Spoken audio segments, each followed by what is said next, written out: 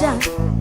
For your work is not done, no. Keep on believing and hold on tight. He's able to give you joy in the morning light. Say.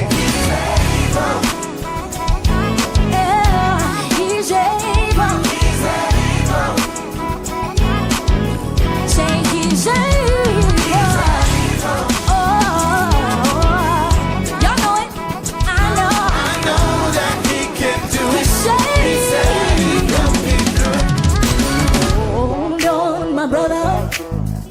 Change is gonna come. Yes, sir. Keep strong, my sister. Yup. For your work is not done. No. Keep on believing. Whoa. Hold on tight. He's able to give you joy in the morning light. He's able. Oh, he's able. Say he's able. Say, I know that he can do it. Hey, say he's a mighty God. He's a mighty God. Say he's a mighty God. He's a mighty God. Say he's a mighty God. He's a mighty God. And he's gonna do it. He's gonna do it. Hey, say he's a mighty God. He's a mighty God. Hey, say he's a mighty God. He's a mighty God. Oh, he's a mighty God. He's a mighty God. He's gonna do it. He's gonna do it. He's able. He's able. Oh, yes, he is. Oh, yes, he is. He's able. He's able. Oh, yes, he is. Oh, yes, he He is. can do it. He can do it. Oh, yes, he can. Oh, yes, he can. Oh, yes, he can. I don't hear y'all singing. Here we go. Oh, yes, he 1, can. 2, 3. Oh, yes, he can. Oh, yes, he can. Oh, yes, he can. Oh, yes, he can. Oh, yes, he can. Oh, yes, he can. Oh, yes, he can. Oh, yes, he can. Oh, yes, he can. Oh, yes, he can. Oh, yes, he can. Oh, yes, he can. Oh, yes, he can. Oh, yes, he can. Oh, yes, he can. Oh, yes, he can. He's able. He's able. Oh, yes, he is. Oh, yes, he is. He's able. Oh, yes, he is. Oh, yes, he is. He can do it. He can do it. He can do it. He can do it. Everybody hands like this. Now wave. Wave. Wave. Wave. Wave. Say he's able. He's able. He's able. He's able. To the 6.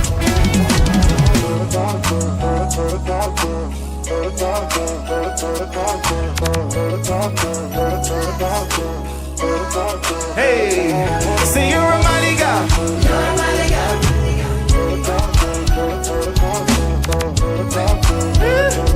Say he's a mighty God. He's a mighty God. Say you're a mighty God. You're a mighty God. You're a mighty God. You're a mighty God. Say you're a mighty God. You're a mighty God. He's gonna do it. He's gonna do it. You're a mighty God. You're a mighty God. You're a mighty God. You're a mighty God. Say you're a mighty God. You're a mighty God. He's gonna do it. He's gonna do You it. are a mighty, mighty God. You are a mighty, mighty God. Say you are a mighty, Mighty. say that's who you are. That's who you are. Y'all know it. Say you are a mighty. You are a mighty, mighty God. You are a mighty, Mighty. God. You are a mighty. Mighty. Say that's who you are. That's who you are. Let's see if y'all know this next part. Say you make ways out of no, You make ways out of no way. and you're still performing miracles. Still performing miracles. You're the author and the finisher. The author and the finisher. See that's who you are. That's who you are. Say that's who you are. That's who you are. Say you're the healer. You're the healer and deliver. Hey,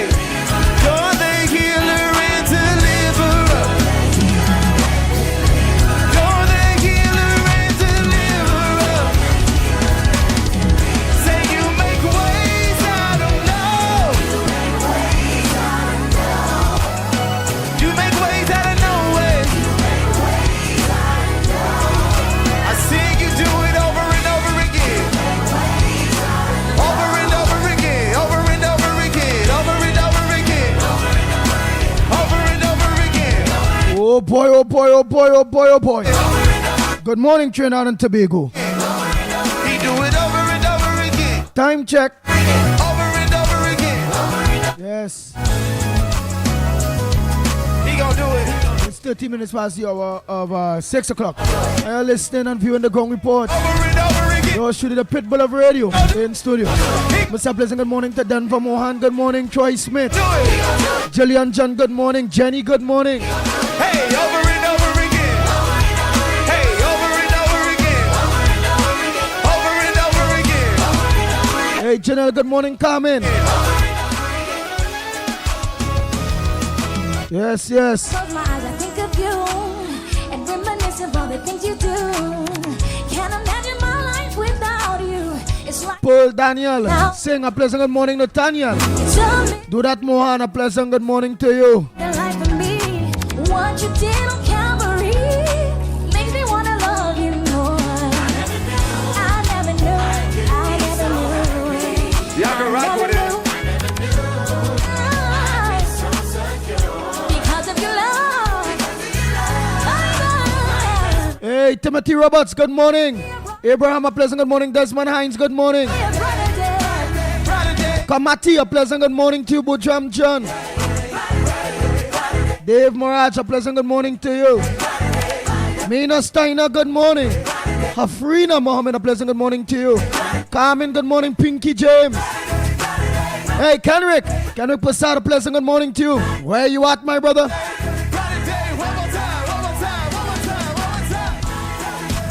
Alright, Harrigan, good morning to you. Dave and Deborah, pleasant good morning to each and every one of you. To both of you.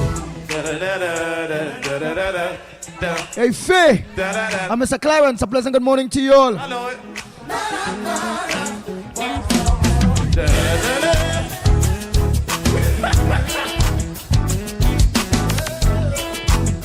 Oh boy, oh boy, oh boy, oh boy, oh boy, oh boy.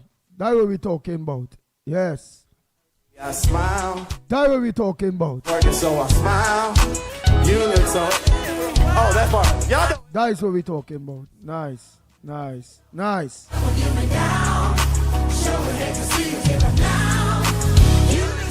Better when you smile. So smile for me. Hey, Anthony, good morning. Can you just smile? Frank Andy, good morning to you, Frank Andy. Say it again. Say smile for me. Hey, Peter Samuel, saying good morning to you. Just the voices say smile. Hey, Kevin George, good morning to you. 35087, a pleasant good morning to you. Donna Lewis, good morning. Primraj, good morning. Raul Passad, a pleasant good morning to you. Gemma. Jenny, good morning. Anne-Marie Amin, a pleasant good morning to you. Not forgetting Matilda Rhodes, good morning. I'm gonna say hello. Marilyn Sicharan, a pleasant good morning to you too. Baby, a pleasant good morning to Baby. Teacher Balmain, video in Vancouver, good morning to you all. How about my Shonda? Uh-oh. You look so much better when you... That's what we're talking about.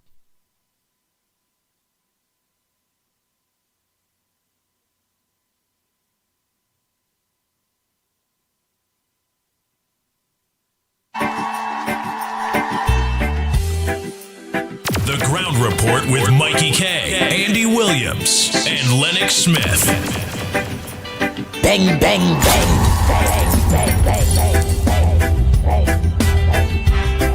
Oh boy, oh boy, oh boy, oh boy, oh boy, oh boy. That's what we're talking about. Hey!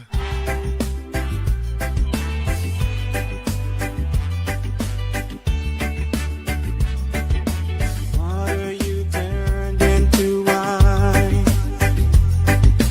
Open the eyes of the blind. There's no one like you. None like you. Into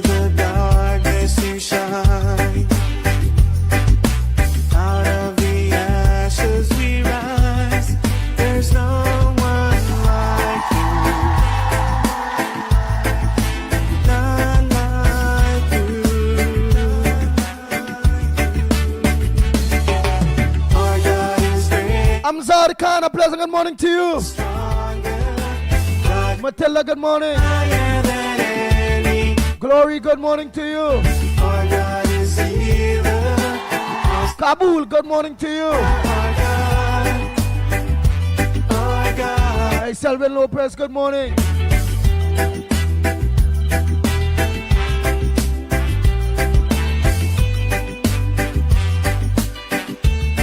Sharon Rampasad, good morning to you. Dexter Tobas, good morning. Yes, you shine.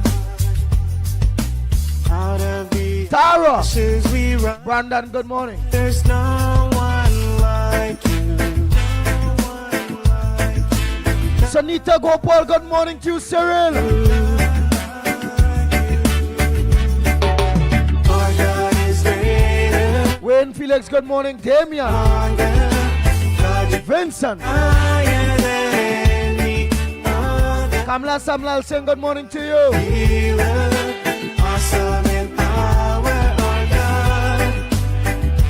Our God. Hey, Teresa D'Souza, good morning. Our God is greater. Our God is stronger. God, you are. Angela, pleasant good morning to you. Jody, June, Jody, good morning. Our God is healer. Deborah, Awesome in power. Shatu, a pleasant good morning to you. Our God.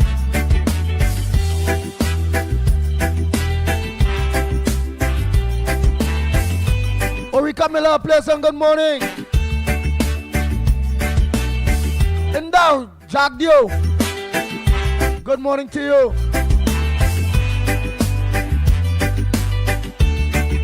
Oh, enjoy. And if And down, God is for us, then who could and there. stop us? And if our God is with us, then what can stand? Sokday Duki, a pleasant good morning to you. God is for us, then who could ever stop us? And if our God is with us, then what can stand again? Hey, Afisa, Mohammed, a pleasant good morning to you. And again. Sandy Jones, good morning. Alan Hercules, good morning. Ashmir, good morning. Joyce Ram, good morning to you. Hey, Stefan Ramsaru, good morning. Gobin, Lakshmi, good morning.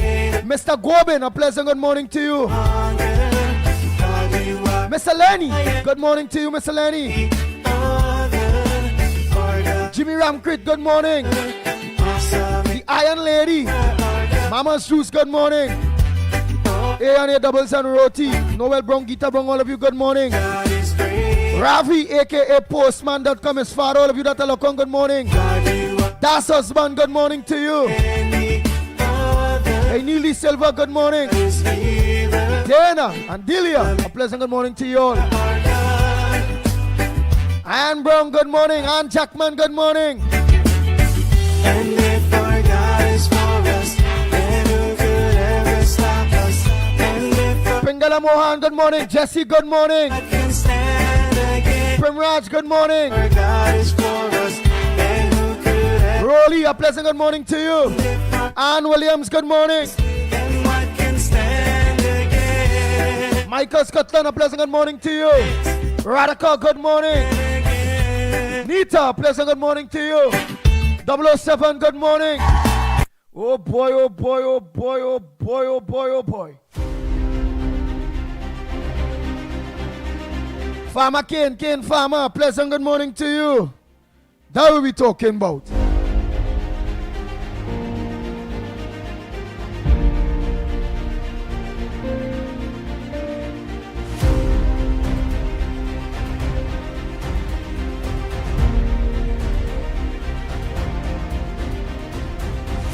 Rick Lutchman, good morning.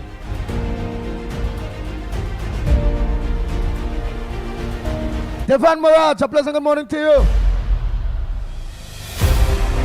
Hey, Rambo Ali, a pleasant good morning. Yes, Delia Di Silva, good morning to you. Hey, Kamara, good morning. That's young Di Silva, eh? Yeah, I just call she KK. Okay, Kamara, a pleasant good morning. Delia.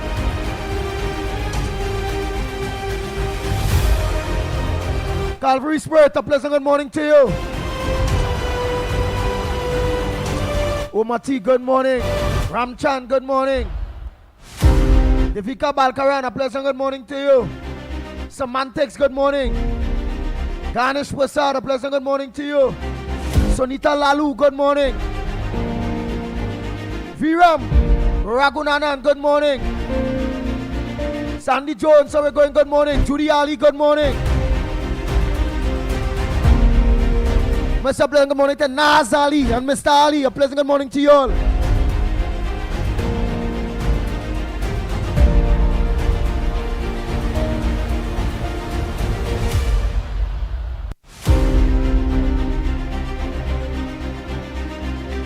Hey, Diane Ramota, pleasant good morning to you. Ramota Singh.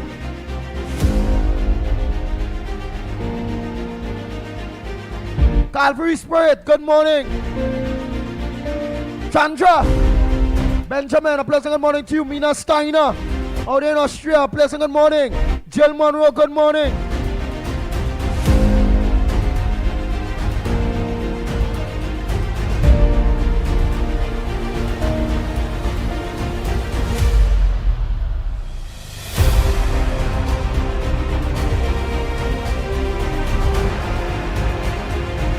Diane Ramota, sing good morning. Hey, Susan Butman. Mommy Joyce, I done say morning to you already, eh? Jacqueline Sammy, a pleasant good morning to you. Oh boy, oh boy, oh boy, oh boy, oh boy. Darrell Mohan. Counselor Darrell Mohan. I'm a church boy partner. Church boy counselor, you know. Vega the old crew that I look on. Good morning to you. Miss Coover, good morning. And all of you that look on to us in Coover and environs, a pleasant good morning to each and every one of you.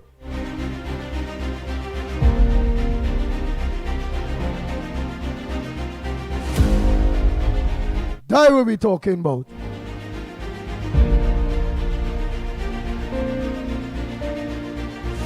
Elizabeth Duke, good morning. Davy C. Prasad, good morning to you. Marissa, good morning.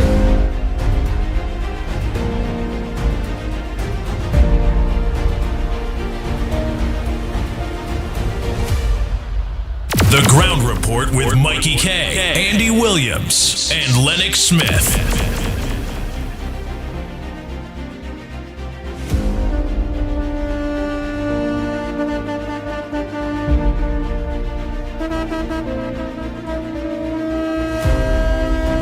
Oh, Brian, Lochan, good morning. Yo, Brady Bunch, a pleasant good morning to you.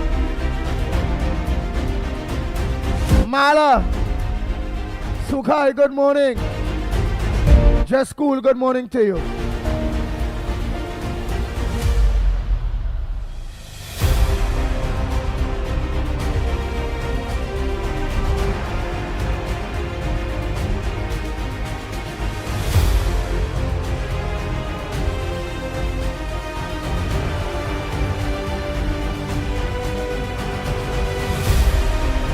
Trump's weighs option and risk for attack on Venezuela.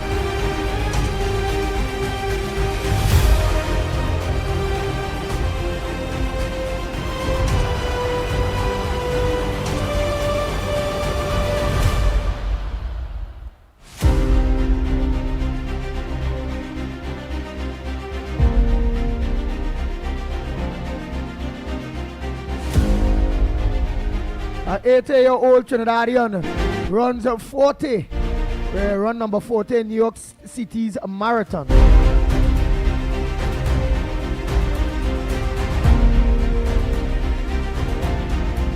Oh boy, two French nationals freed from Iranian prisons after more than 3 years in detention.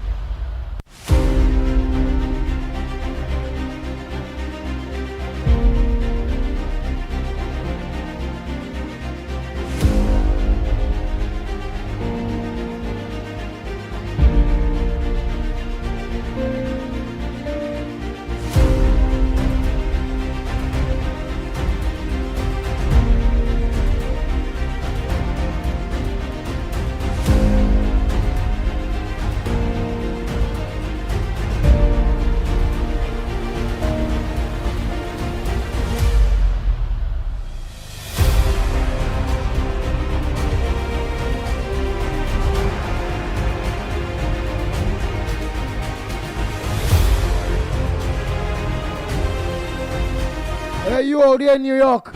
You all out there in New York, you all let me know what's going on.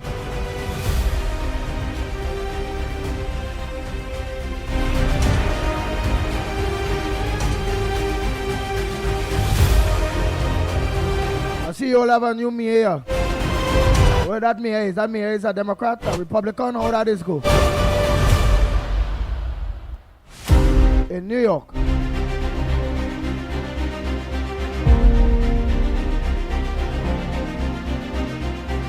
But I see him blue. That red.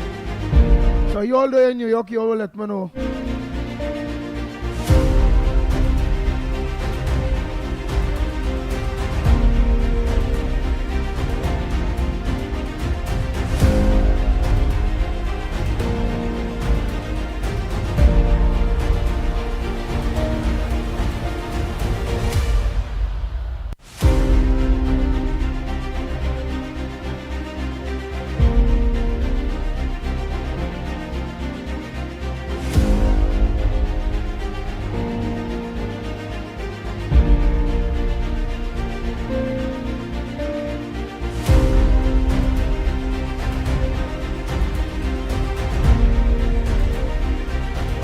Oh boy, while I'm setting up the Bluetooth and putting things in place. What's on your front, brother? Kishan Ali, a pleasant good morning to you. I get a call today. Andrea, good morning.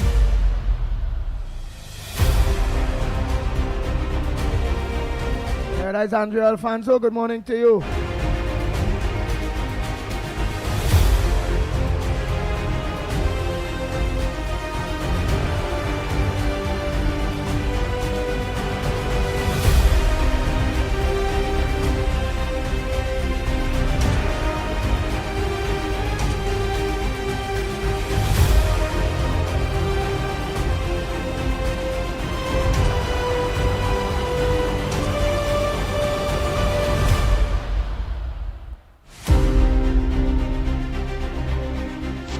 Andy, good morning. Lennox and Mickie, and to all the listeners. Andy, I watched THA yesterday, the Tobago House of Assembly, the Prime Minister speak. And what I'm telling you is this woman is really great. Kamala Prasad, he says so. I mean, she's honest, she's great, she's intelligent, and she is doing the right thing for Trinidad and Tobago, because there's no big set of news right now. The biggest news right now is in America. Andy, that guy used to call you way back, the guy up north, the Virginia guy, and I remember clearly he said to you that don't worry, we have a West Indian going to be the governor of Virginia. She's going to win the election. She's going to be the Virginia governor. And she's related. Andy, the woman is not related to Trinidadian. She's a Jamaican. She get her behind whoop. Real bad. So you see that guy who call you and say, oh, you know, this and that, and we have a new governor coming up. And the woman, and you know what happened? She came second. She didn't lose the race, she came second. This guy don't know what he be talking. I tell you that one the guy used to call you from Virginia and give you a long thing, who tell you 1 minute about Kamala and 30 minutes about America and America. He only wanted people to hear him out. The guy's a loser. His candidate lost badly. And by the way, I'll tell you something. Donald Trump never support his candidate. And he kissed Donald Trump, whatever. He never support his candidate, never endorse she, and she's a black woman, never do nothing to she. Never him help she, but he went, Donald Trump, and support Cuomo, who is not even a Republican. But his own Republican candidate, he did not endorse. What that tell you about the man? I told you the man is a racist. The man do not like black people. I keep telling all that. He didn't support his own candidate, for a Republican candidate. He didn't endorse she, but he endorsed Como, the New York candidate, who is not even a Republican. But the man in Virginia will call and tell you, speak for 30 minutes about, here and there. His candidate came second. By the way, Democrat won big last night. Democrat. Because of the economy, cost of living, and what this guy is doing. His rating is 36%, and that's the problem. But I want Kamala to get everything fast. She got to take everything quick, what she can get. Make sure she get the oil and everything fast before the election come around. Grab everything. Because I keep telling all you, politics is a funny game. And I like my country, Trinidad. I want them to do well. I want Kamala to get all the oil and it fast. But that's what's happening here. That's the big news in America. That's my fun, but not America. Trinidad, oh, we're sailing pretty. We're going to be good. The woman going to make sure we're okay. All right, Andy? Later, bye. Sorry for taking this long. Bye. Oh, sorry, Andy. One more thing. Politics is a game of give and take. You give some, you take some. That's how politics is. You don't only want to take, and don't give. Okay? All right, and that's what the PNM get. They only want to take away from you was giving nothing. That's why they get lost. I mean, they lose so many seats. I'm sorry they did not lose all 39. But that's how it is. Give and take. That's politics. Later.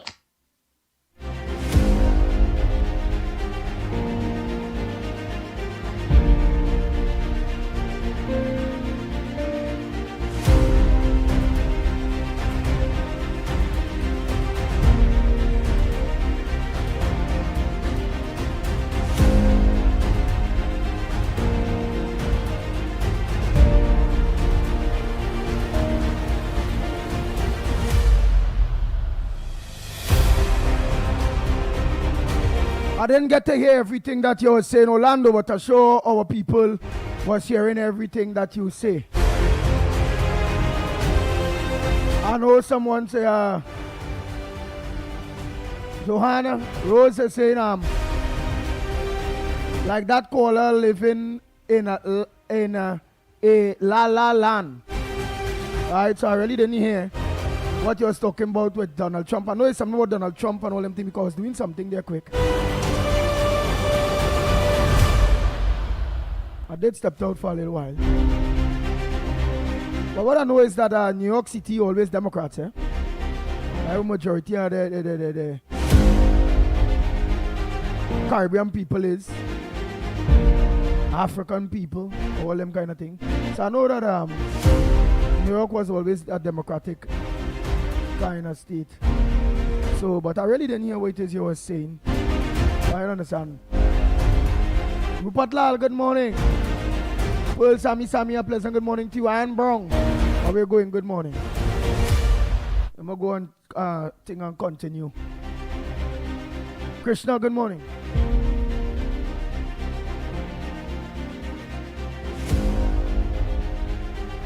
But not New York. I don't think he was talking about New York. I think he said something about some other state that a woman that is a Jamaican but is not a Trinidadian and is somebody that calling. I didn't get it. But at least you get to see what I was to say. You know what you're talking about. Other people, I really don't know the American politics much.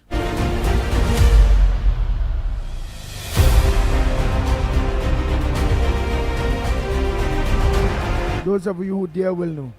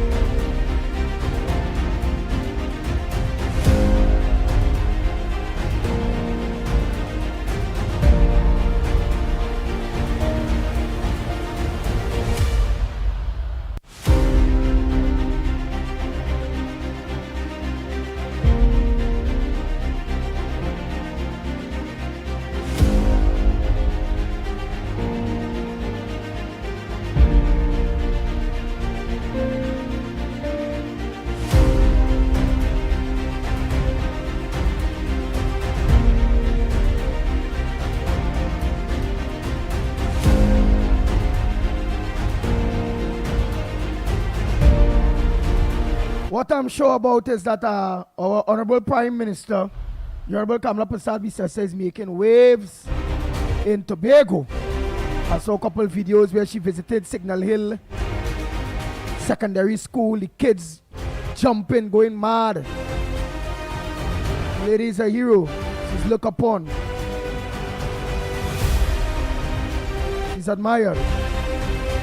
Well, the lady is great. Good morning, Trinidad and Tobago. Good morning, Andy. Hey, you talk about New York, Manuel Malani, winning from, I think he's from the Middle East somewhere. He's the mayor of New York now. Yeah, he gets seats. And some other states, I think some other states, I can't remember, I have to look it up. Yeah, they win. They win a few states. They make a big win. All right.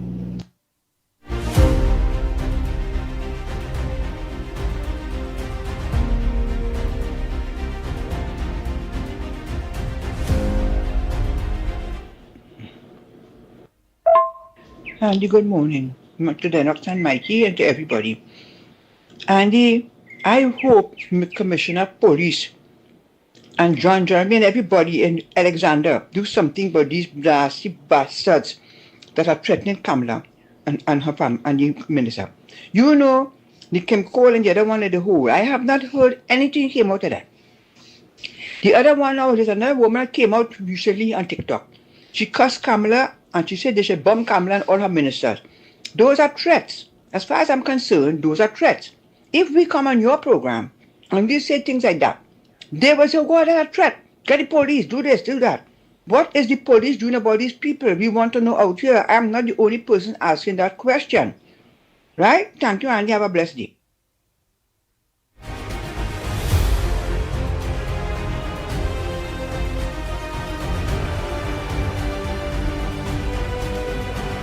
Ajax on Ontario, Canada, pleasant good morning. Mr. Ramnarine, how are you feeling this morning? Diary boy in all here. Pleasant good morning to you, Mr. Ramnarine. Nicholas, Adish, Ramnarine, good morning to you.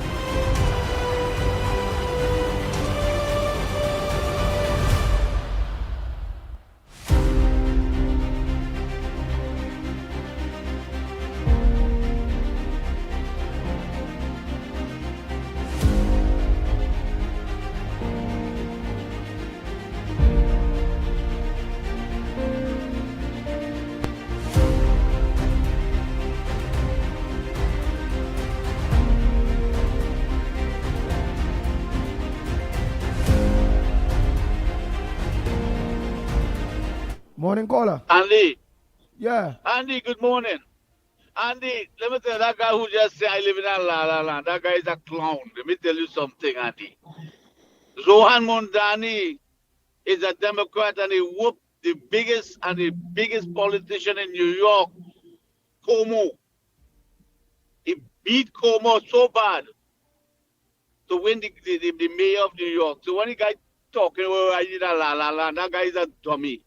Let me tell you something. I think it's a lady. I think it's a lady said yeah, that. she probably licked, you know what, I don't know what to say. Let me tell you something. Democrat won big last night. And I'll tell you something. I always tell all the politics in a game, you have to give and take. You give some and you take some. And this man here don't want to give nothing. He only want to take. That Democrat win every major seat. And that's a sign. So when people talk about the woman, tell she go hide her head. Let me tell you something. The Virginia seat, that guy used to call, I tell you that, call and tell you, oh, we have she related, she have somebody in Virginia, new governor. Andy, the woman is Jamaican, she is black, and Donald Trump did not even endorse he own candidate, he own Republican. And what going with she get it? She the whoop her real bad. Because the woman is a black woman, and that's my belief. I don't know how true it is. That's my belief. But Donald Trump went and rushed and endorsed Cuomo, who's a Democrat. But he won Republican candidate. He did not endorse. He didn't go and help she. All the people are talking about and about this and that. The woman get whipped bad. New Jersey governor, the woman won the seat again, Democrat. The biggest thing in politics is Prop 50. and California vote for Prop 50, Prop 50 is they're going to add five more seats to the House of Representatives because Donald Trump wants Texas to add seats so he could always win. Ain't going to happen. I tell you, politics, Andy, you got to give some and take some in order to survive in politics. You just can't want to take. The people will turn against you. And all this, the Israel and the young Israelis, the Jewish people vote for Mandani, who is a Muslim. He's a Muslim. His mother is Indian, from India, and his father is a Muslim. Zohan Mandani, the man talking about socialists, and he is socialist. And we get healthcare in Trinidad, we just pay a little bit for it. The man is saying the same thing up here. We pay, but healthcare here is a killer.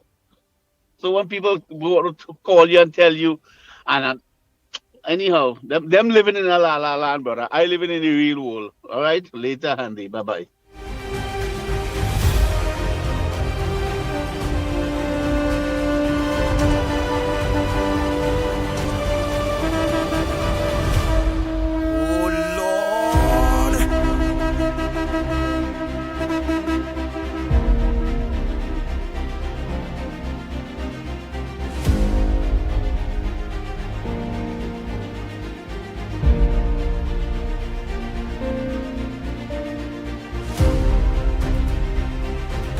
Ahmed Ford, one is saying to us, right, while Abigail Stoops, while Patricia Redress said morning,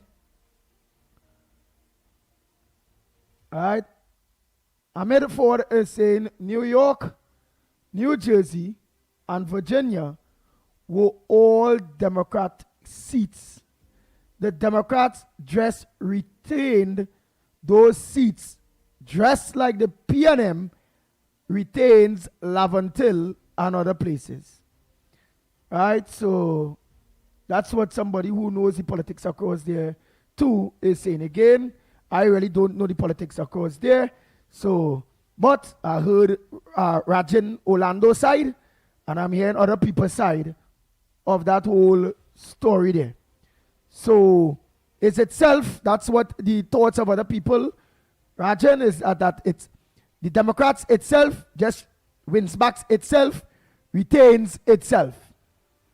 It's not that they win any Republican seat. It's like PNM winning Laventille and UNC winning Penal Debe. It is what it is. That's what the individual is saying. Again, I have an idea about the politics up there, but I wouldn't fight up with the people that lives up there, that are part of it up there. All I do is listen and learn, because there is always my side, his side, and the truth. Bang, bang, bang, bang, bang, bang, bang, bang, bang. Oh boy, let me say a pleasant good morning to Mother Bernie, Silver Fox, and my brothers and sisters out there in Tobago. Tobago, all you have the mother of the land, Kamala Prasad, sister across there, making waves, Tobago, showing you all love. A pleasant good morning to you, Tobago.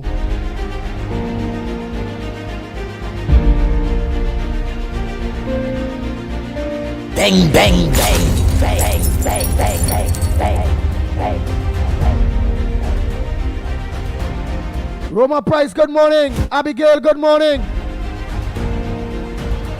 Abigail said correct that the Republicans the Democrats just win back their seats. That's it.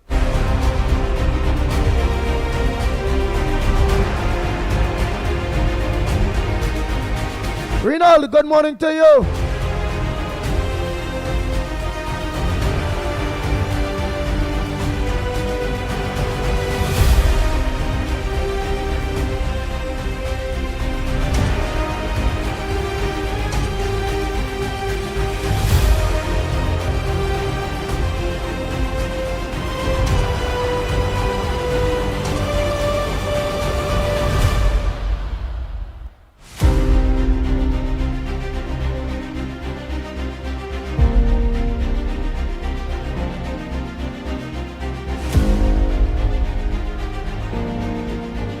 Protestant Works Credit Union members calls for transparency.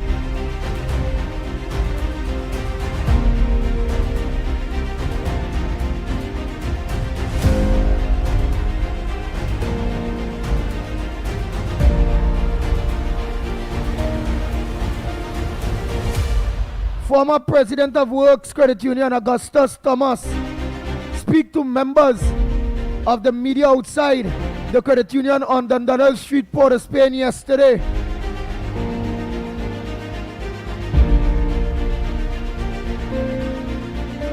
Tension fueled outside Works Credit Union office, Port of Spain yesterday as scores of frustrated members stood in protest demanding transparency and an urgent special general meeting CGM to address what they describe as serious governance breaches.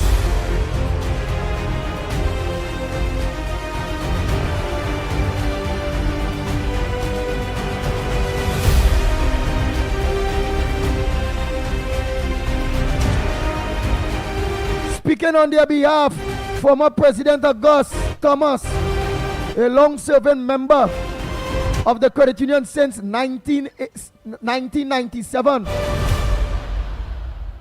alleged that the current board may have overstayed its term, ignoring members' petitions and spent funds without an approved budget. Their term expired since May, and up to now they are still running the credit union without a budget.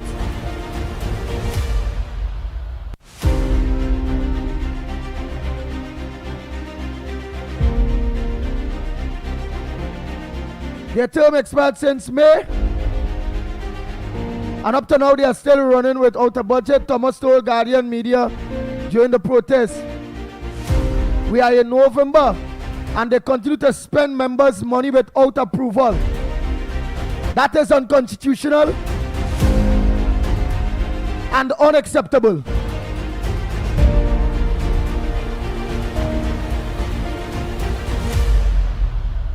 Thomas said the supervisory committee signed off on the union's financial accounts in June, which according to the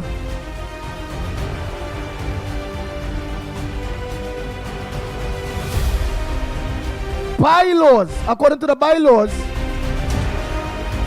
should have triggered an annual general meeting within 1 month.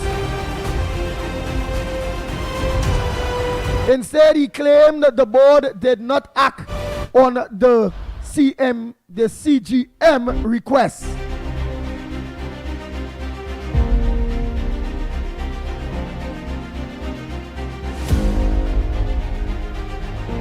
Yeah, and the members driving efforts to call a meeting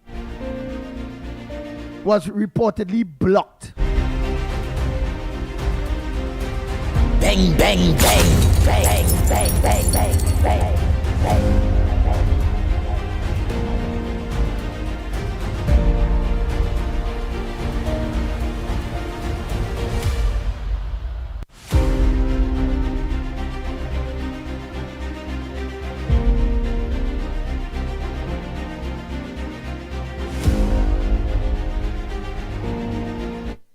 The lines are open, while I go through some other news. The numbers to call are 225-6644, 225-6644, or 239-5120, 239-5120. Or give us a WhatsApp call at 366-3053, 366-3053.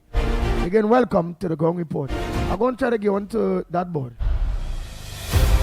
I am a member of that credit union for some years too. And I and all have been watching the improprieties of what's going on there at Works Credit Union. And I don't mind getting in that fight, in that struggle, in that noble call.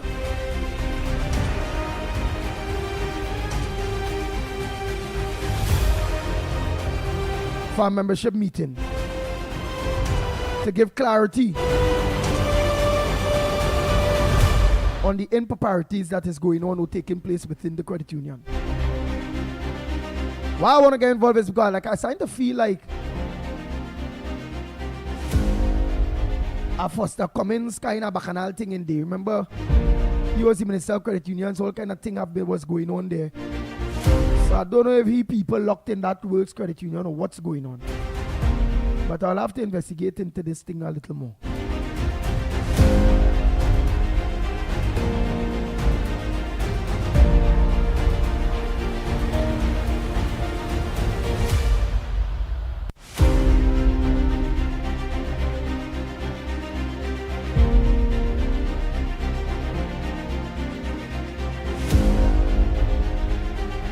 Pleasant morning to the Ground Report, Andy Williams, the Pitbull of Radio, Lennox Smith, and Mickie Kerr. Pleasant morning again. I want to highlight something very important. I'm calling on the Malabar police, Rima, the police that buy extra food. There are some crazy drivers overtaking on the roundabout, coming up from the gas station. When they're approaching that roundabout, they're not waiting for those who come in on the right. Cars come from Malabar driving straight across and if it causes accident, they're not allowing the cars that coming from the right to do what they have to do. Because when the cars are around them, but they're overtaking and blowing horn, they're coming after you behind and want to pass wherever they want to pass and blowing horn. That roundabout needs supervision. They need an officer, 2-3 officers to come out and see what's going on that roundabout. These mad drivers coming from real mad driving, they could cause serious accident there. So before accident happen and somebody get look up and down about they have no discretion. They're coming down full speed and driving like if somebody running them down. I'm calling on the officers to pay attention to the drivers coming on there who driving crazy. No care and attention at all. They're just coming down. They don't care who coming from the right. They're just coming through and they're blowing on right behind you. They want to pass you. I don't know where they're going at that speed. So I'm calling on the officers to check out that roundabout and these mad drivers to deal with them according to law and they will pay a price because when an accident takes place, they don't care, you know. First thing they say, no, you was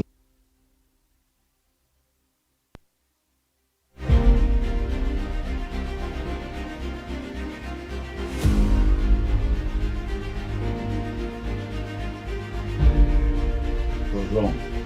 Right, so people coming around there with a churn and if whoever it is in the vehicle, give them the right of way. They're not waiting. They're just cutting one time with speed and blowing horn. You know, people blow horn on a roundabout. You have to take your time. You reach the roundabout, slow down. When you take your time and go around the roundabout, this overtaking roundabout is very dangerous. A lot of people is complaining about that. So I'm looking to see what the police will do on that roundabout to stop these mad drivers. Have a good, pleasant morning to you all again.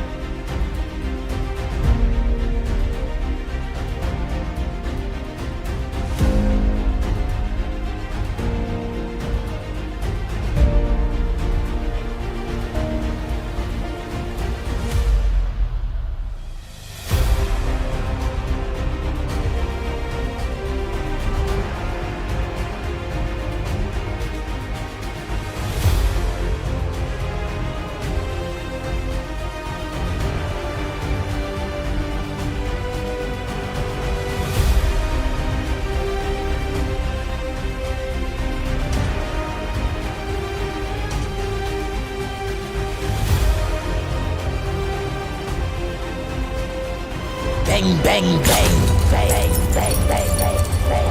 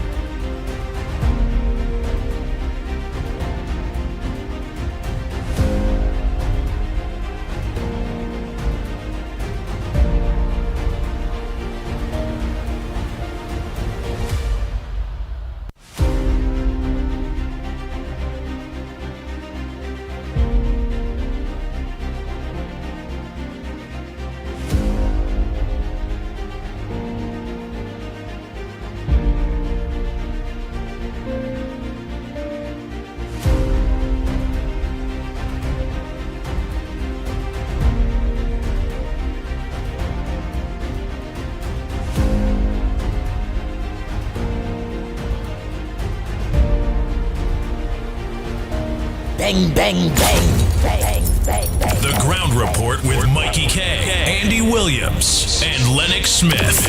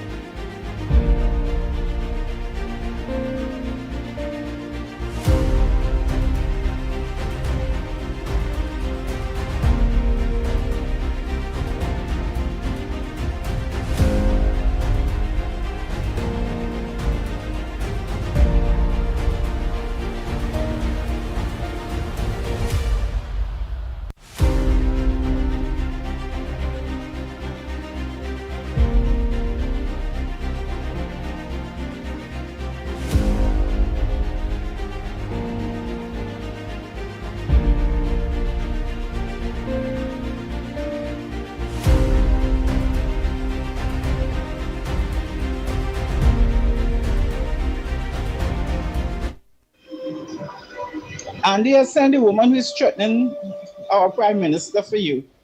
Could you put it up like where you can see her so you could know who she is? Thank you, Andy. Good morning. Have a blessed day. You look good, Andy. Tell Lennox morning.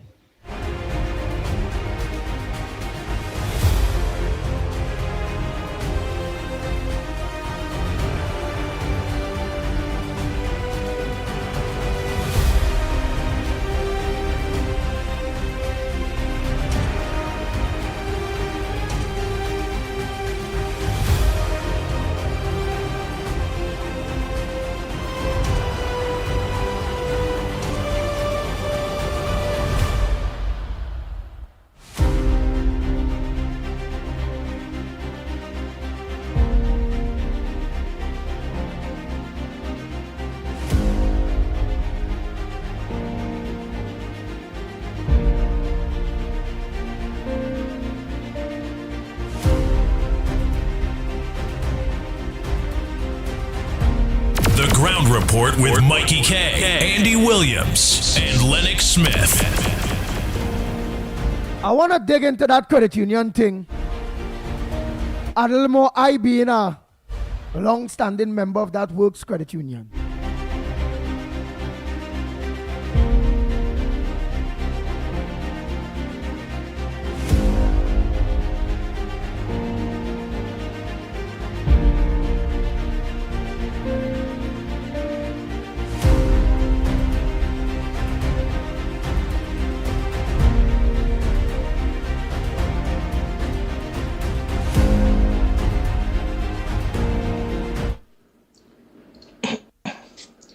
Pleasant good morning, Mr. Andy Williams, Lennox Smith and Mr. Mickie and each and everyone on the ground report, the whole ground report family.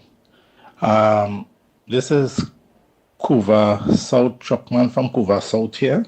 I used to be Couva North, but they switched me on to Couva South now. Yeah, and not only the Workers Credit Union, but Transcorp, each and every one of these credit unions, you have to dig into them because they're doing some kind of transaction. It's not sounding nice at all. It's not looking correct. I have to dig into them because they Couva North, but they switch me on to Couva South now. Yeah, and not only the Workers Credit Union, but Transcorp, each and every one of these credit unions, you have to dig into them because they're doing some kind of transaction. It's not sounding nice at all. It's not looking correct.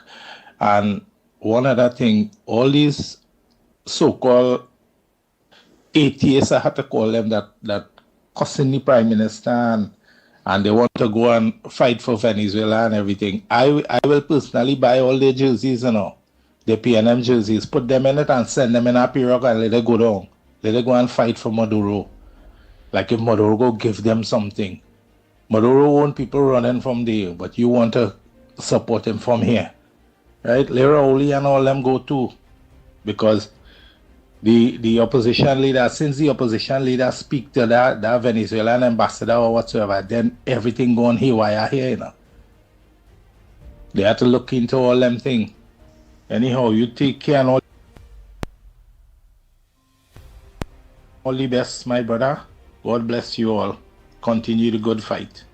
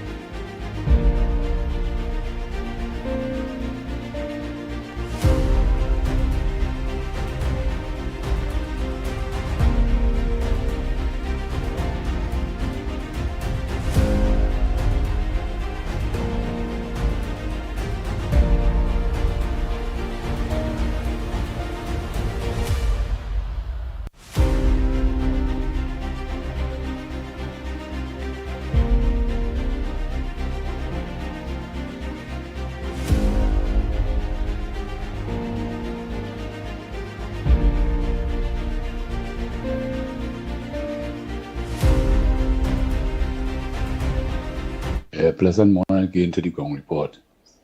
I'm calling on the Commissioner of Police and Roger Alexander to investigate this woman who have been making dangerous criminal threats towards the Prime Minister Kamala and the rest of MPs under her watch, the UNC government. She's making dangerous threats and using a lot of obscene language towards the Prime Minister and trying to link with Venezuela to come and blow them up, to deal with them, right? Threatening, sending dangerous threats to the Venezuelan government to come and bomb up the place and lick them up. I'm calling on the police officers to arrest this woman. She just be on either TikTok or WhatsApp, and then she just be making a kind of cartoon image so it wouldn't make out, but her face is there. Post her up. Andy Williams, if I get the picture from the lady who just called, I agree with the lady and all who those complain about that woman. That woman have absolutely no respect. When PNM, satanic PNM was in power, she was not doing that. Like them believe in darkness, they believe in being dark and staying dark forever. They want nothing good in this country. They want us to end up worse than Haiti and other countries who are suffering. I will call on the Commissioner of Police to launch an investigation and Roger Alexander to look deeply into this matter with this lady and put a stop to her, arrest her and charge her, let her know what dangerous crime she's committing. right? Because if somebody was calling to the lady and saying that in the ground report, I don't look for them already.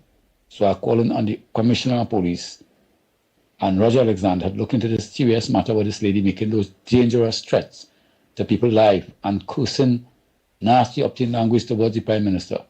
However, blessed day again. Have a wonderful day. May God be with you all. Take care.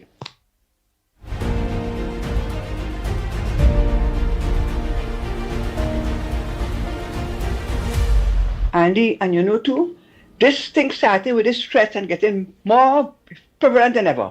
Is when the PNM use their threats of they are going to get back into power by any means. That is what they said, by any means. So look out for anything from them, right? So people here, all you better keep all your eyes open and pray.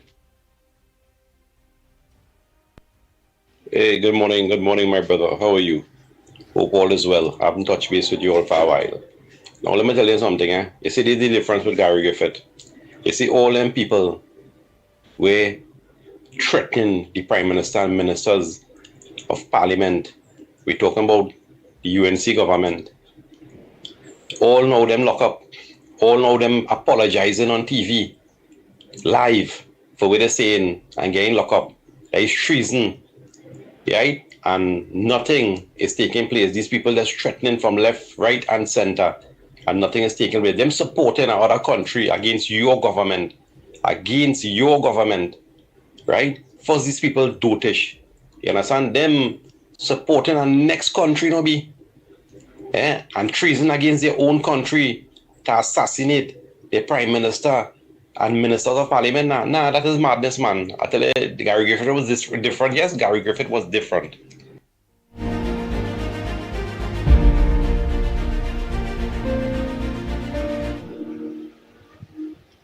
Andy, good morning again. And she don't even sound like a Trinidadian. She bawling, she just get a call, police looking for her.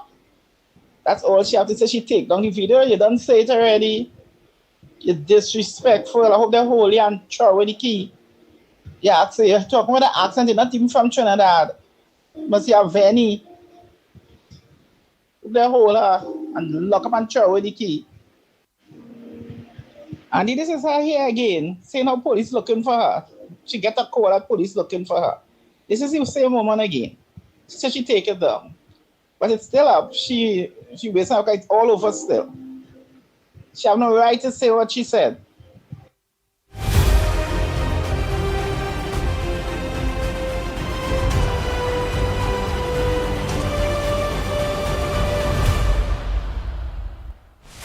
I wouldn't play her video, Trinidad and Tobago. I wouldn't play her video. Because you already say it has thing cussing and all them kind of bacchanal thing in it. And that could be me pushing that video, that nonsense. When I come into the Honorable Kamala Prasadbi says, sir, if I do it, it come like it will spread more. So there we just. But if she says she take it down, if she already said the police looking for she, may she pay for she mouth. Bang, bang, bang, bang, bang, bang, bang, bang, bang.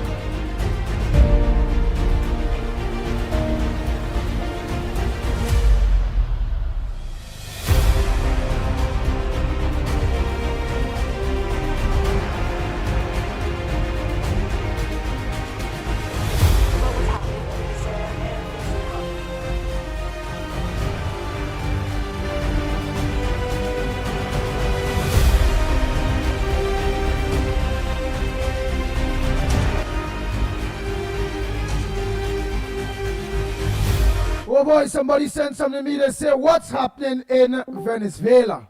So let's see what's happening in Venezuela. Oh boy, oh boy, oh boy.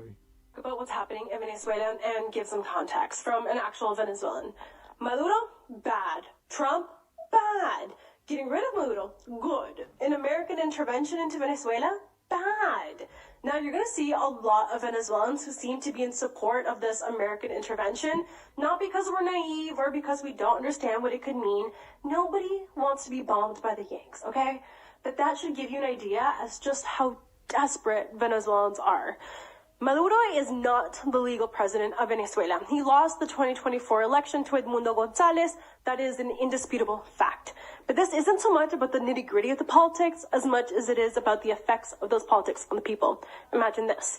You wake up, there's no water, as usual. The lights have been out for about 10 hours. Your fridge starts to smell because the power keeps going out. So you're like, okay, I'm going to go out and buy some new food. You get there and the food is even more expensive than it was before. Food has gone up 21.9% in price since just last October. Actually, food prices have gone up 12,000% since 2009. So that's like a tomato being worth $1. Now that same tomato is worth $12,000. That's how crazy the food situation is in Venezuela. These rolling blackouts too that I mentioned have a huge effect on the hospital systems. Often you will be in the middle of surgery and the electricity goes off. So you have a country where you have very little access to food, and we know little access to food usually means a huge increase in crime. That has happened in Venezuela. You have a dangerous country, you don't have access to food, water, electricity, and your hospital systems have been terrible. On top of these brutal living conditions, you have this political violence hovering on top of you. If you speak out about what's happening, you are very likely to be disappeared into El Helicoide, which is the largest torture center in the Americas. In July of 2024 came Operation Tuntun. So basically the government would come knocking on your door if you made any posts that were against the government. And if your neighbors outed you for being out protesting, you would be likely to be kidnapped and sent to this torture center. In just the month of July 2024, 1,900 political prisoners were taken. Those numbers have gone up to over 3,000, most of those being youth and most of those being underage girls. Since 2014, there has been 17,888 politically motivated arrests in Venezuela. More than 8 million Venezuelans have fled the country. Our families are scattered across the world because we can't safely live home. And back in Venezuela, the regime allows mining. It is tearing apart the Orinoco Delta, poisoning rivers with mercury and displacing indigenous people, allowing miners to go into indigenous territories, spreading diseases and kidnapping and human trafficking indigenous women. So when you see Venezuelans expressing support for an invasion, please understand, no one wants to be invaded, especially about what's happening in Venezuela, and give some context from an actual Venezuelan. What she's saying is no one wants to be invaded by the Yankees, by America. But for the Venezuelans, technically, to want that or encourage that, she are justifying why. Why? Yeah, well, we really don't want that to know. No bombs, we don't want no invasion, but there's the life in Venezuela. So, hey, Trump, we really don't want that to know. But all you have to do, we have to do, you know. All you have to do. Bang, bang, bang, bang, bang. That's what I interpret in what the young lady is saying. What's your interpretation? And Trinidad and Tobago, at 8 a.m., I'll be interviewing two former presidents of the Works Credit Union. So we will have an idea what's really going on with the Works Credit Union. They said that it have a PNM hand in the Works Credit Union. We know back then, we heard about alleged hands by the former minister, PNM Minister Foster Cummins, within the credit unions. They said that PNM Foster Cummins, I don't know, I'm just asking, has a hand in Works Credit Union too?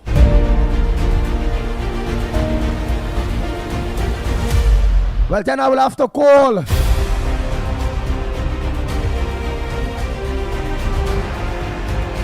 on the minister under this present government intervention in whatever it is going on in works. So whoever is the minister, and I will find out that credit unions falls under. I would like that minister to look into it.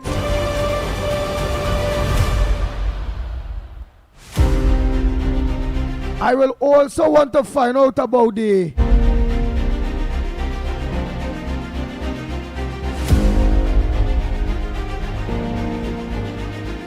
Secretary of Corporations. You know, it is have a big man within Central Bank that oversees, I'm not too sure his name. I'm going to ask about that too. So to each and every one of you works credit union members or credit union members on the whole, what's taking place within works is have been taking place, whether it be Venter, whether it be this credit union, that credit union, somehow politics have risen its head within the credit union movement.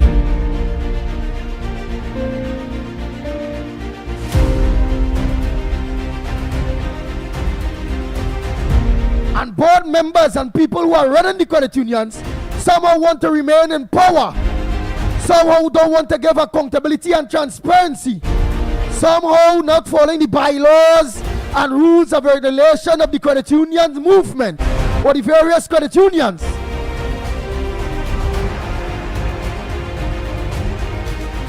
And yours truly, the Pitbull of radio, ruff, ruff, this big dog, going to play a particular interest within the credit unions of Trinidad and Tobago, starting with my very own, who am a long-standing shareholder, Works Credit Union. Many members are calling me and complaining of madness going on in Works Credit Union. Bang, bang, bang, bang, bang, bang, bang, bang, bang. And when the Pitbull name is called, I always respond. Hear me name call.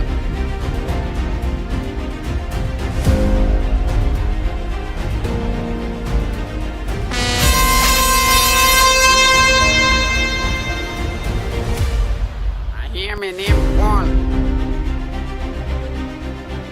So 8 o'clock, just look on, let all credit union members from all various credit unions will get an understanding of what's going on in Works at this point in time. And I'll be fair to say it's an extended arm of what's going on in Works are going on in many credit unions in Trinidad and Tobago.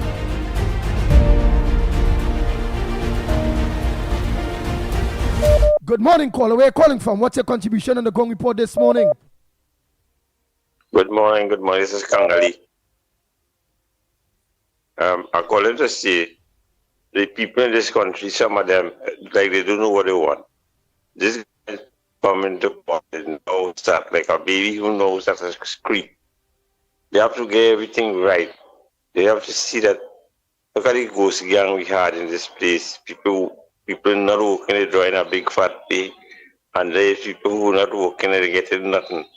So the government now trying to get everything clear to stop the CPEP. People talking about that oh, she stopped the CPEP and all kind of thing, but they have to do that to get everything right. And then afterwards, then they're saying that this government looking for war and they're looking for this. But on the long run, if a war really start, is then we go look for protection, or we will look for protection from now. Wet your beard when you see a neighbor house burning. And I think it has some people in this country do think at all. They do like to think about good, they only think about bad and evil in this country. Like they do pray. I don't know. But God is good. I'm a contribution. Yeah. Wow, I share your sentiments. when it comes to some people in this Yeah. country. Thank you so much for your call and your observation. Anything else that you'll have on the front burner that you would like to raise to the people of Trinidad and Tobago? All right. Go ahead. What I would say, we start to pray to Jesus, because that is the only way we should see the light in each other. If prayers is everything, and some people do think about that.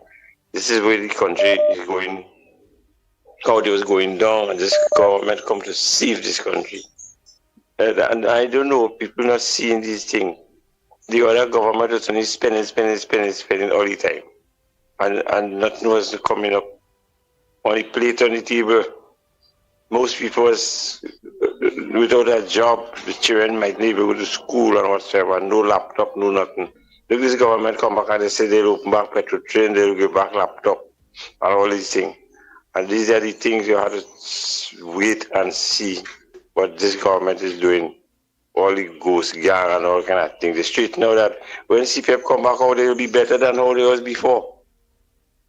And I don't know what, some people in this country, I don't know what they want. What they want. They want to stay home and do work and get money. How that could happen? I don't understand it. So this is my contribution.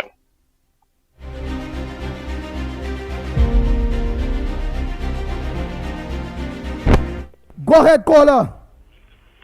A pleasant good morning, Andy and Brown here. Mr. Lennox, Director, Miss Anna, Miss Woodbrook, Miss Shogunas, Mr. Barapur, and Mr. Tunapuna. Andy, you would have to find out if Mr. Tunapuna is okay. We are not hearing him on the air.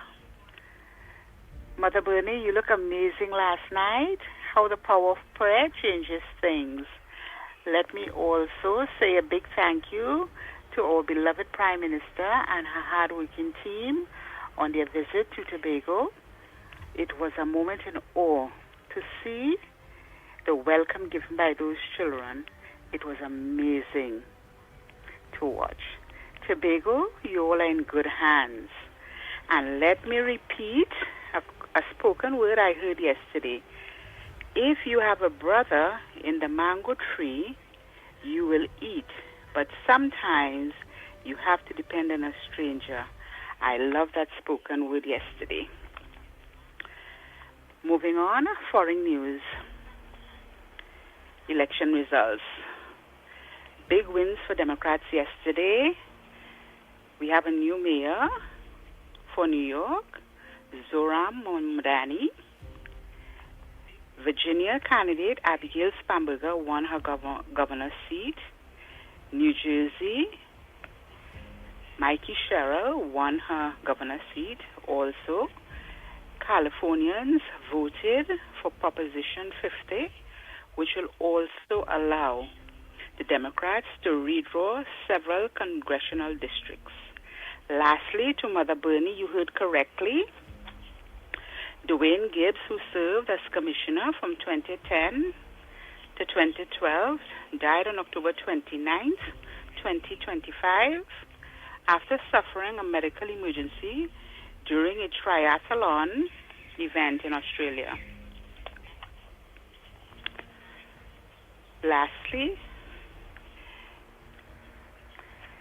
thank you, gentlemen, and have a blessed day.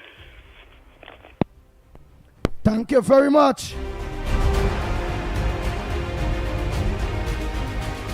Good morning, Mr. Andy Williams and Mr. Lennox Smith. Congratulations to Mr. Mickie Kerr and Ms. Santa Cruz. But, Mr. Andy, I have two questions to ask. Isn't TTT a government-run program? And the Playway and other games run within TTT programs? And how come I'm still hearing Tony Lee voice doing Playway and whatnot? He's a ring-down P&M. So I like Mr. Mickie Kerr as chairman to check into that for me, please. Thank you.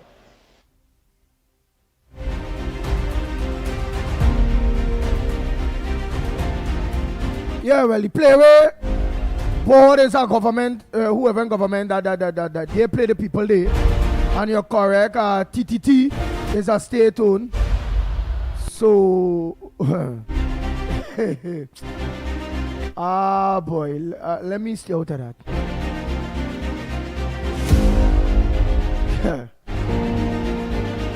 Must stay out of that.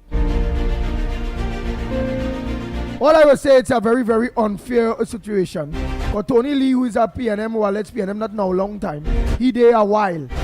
Some years of food he go eat. Some years of food he go eat. And nobody is in Trinidad and Tobago. But again, let me stay out of that. Let me stay out of that. I'm going to introduce my boy, my co-host, Morning Caller. After, let me stay out. Because I see my co-host just smile. But again, let me stay out of that. Morning Caller. It hurts. It hurts. And I don't want to get vexed. Morning to the magnificent tree. Mr. Lennox, Pitbull, and Mickie. Congratulations to Mr. Santa Cruz and Mickie. And congratulations to Andy Arnold. And congratulations to Mr. Lennox, because he's a man holding on no matter what. Right? Whatever happen.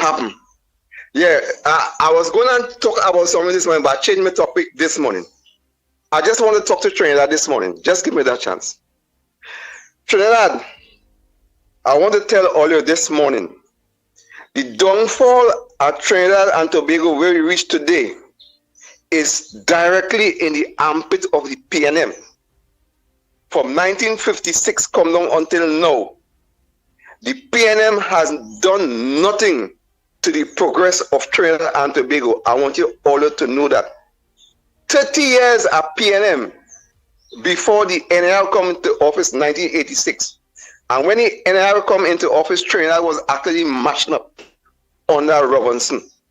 They had was to move 10% and cola. You remember that? Robinson even tell you couldn't bring in apple and grape to bring back this country, because the country was in a mess after George Chambers was the prime minister at the time when he won in 1986. And then it take Pandey to start bringing this country under some resemblance of a country from 1995. You remember when Pandey came in office, it had the common entrance. Trinidad and Tobago are talking to you this morning. And Pandey say, scrap that common entrance. And where every child must have a secondary education. When they come into power, I was working a water truck every year, carrying water to all over in San Grande. Was half barreled to our home. I tell you all the facts. And we and all used to fall anything on a Sunday and I walk sometime. And when people need water, I just show you something. And Pandey say water for all. And I feel vexed at the time because it cut from 40-something areas to 22 areas. And people started to get water all over Tamana and San Grande environment. Let me tell you something in Trinidad. Pandey say, open the used car industry. When you had to wait 7 years to get a new car from Toyota, you had to pay down to get a new car. When the little black boys are there running around in Trinidad, they couldn't own a motor car. When you the black boys can't start to page, and when you see them, they're holding their dollar in there and they're feeling so great to own a motor car. Right? Pandey is a man who built 4 stadiums. The Dwight York, Manny Ramjohn, where he built one, he Crawford, and Jean Pierre Complex. Right? Pandey is a man say, all them wood bridge, you are long there in it when the PNM never fix no. Pandey is the man who make all them bridge into concrete. What people thinking, boy? Pandey say we need secondary schools. After building all over Trinidad, even beach day where the people left, Never opened it. Kamala had also opened it back. When him say in Blantyshire the building school when right, Toko and all get secondary school. Trainer are talking to all you. Right? Pandey finished the highway from Twin City to Wallafield. He finished the highway from Tortuga to San Fernando and built the piece of highway going on to crossing. When you're coming up from Labre side and you get traffic jam from Rola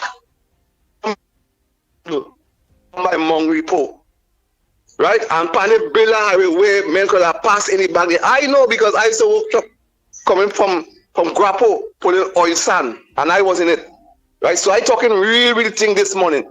The downfall of this country straight in the PNM never even give good water, they never give good electricity, give good road.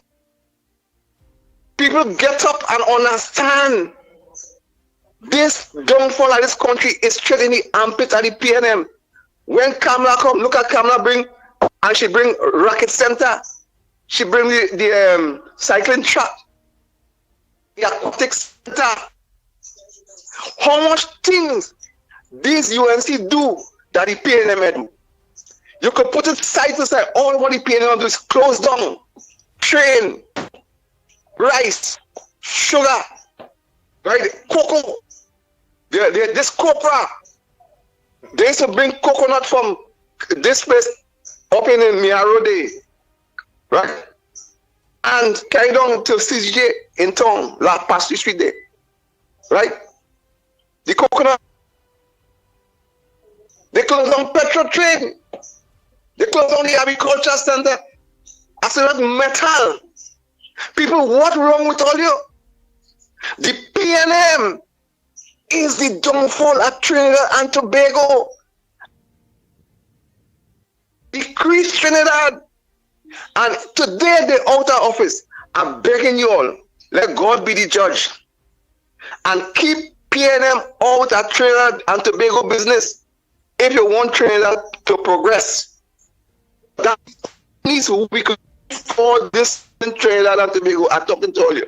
They bring CPEC just only to get vote. And at the end of the day, the CPEC workers struggling. They raise minimum wage 3 times by only $7 and I think $7.50. They raise it by. The UNC raised that, right, by $6 from 9 to 6, from 9 to 15, and then moving from 15 to 22.50 in 3 raising time. Let's tell us something this. Kamala didn't raise not gas and diesel in her 5 years term in 2010 to 2015. And she come back in a new term now and drop super by $1. What the PNM do? As they come in and raise gas, in both telling you about their riot yet. PNM never do something to benefit we as Trinidadian.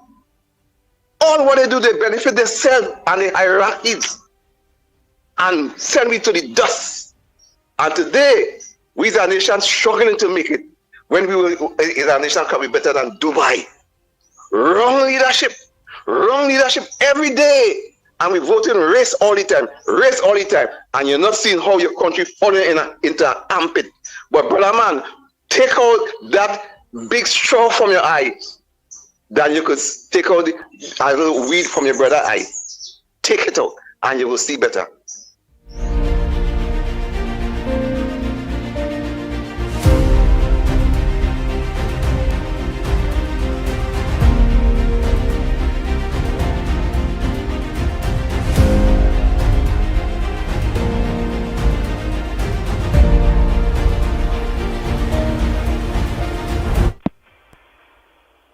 Go ahead, next caller. Go ahead, next caller.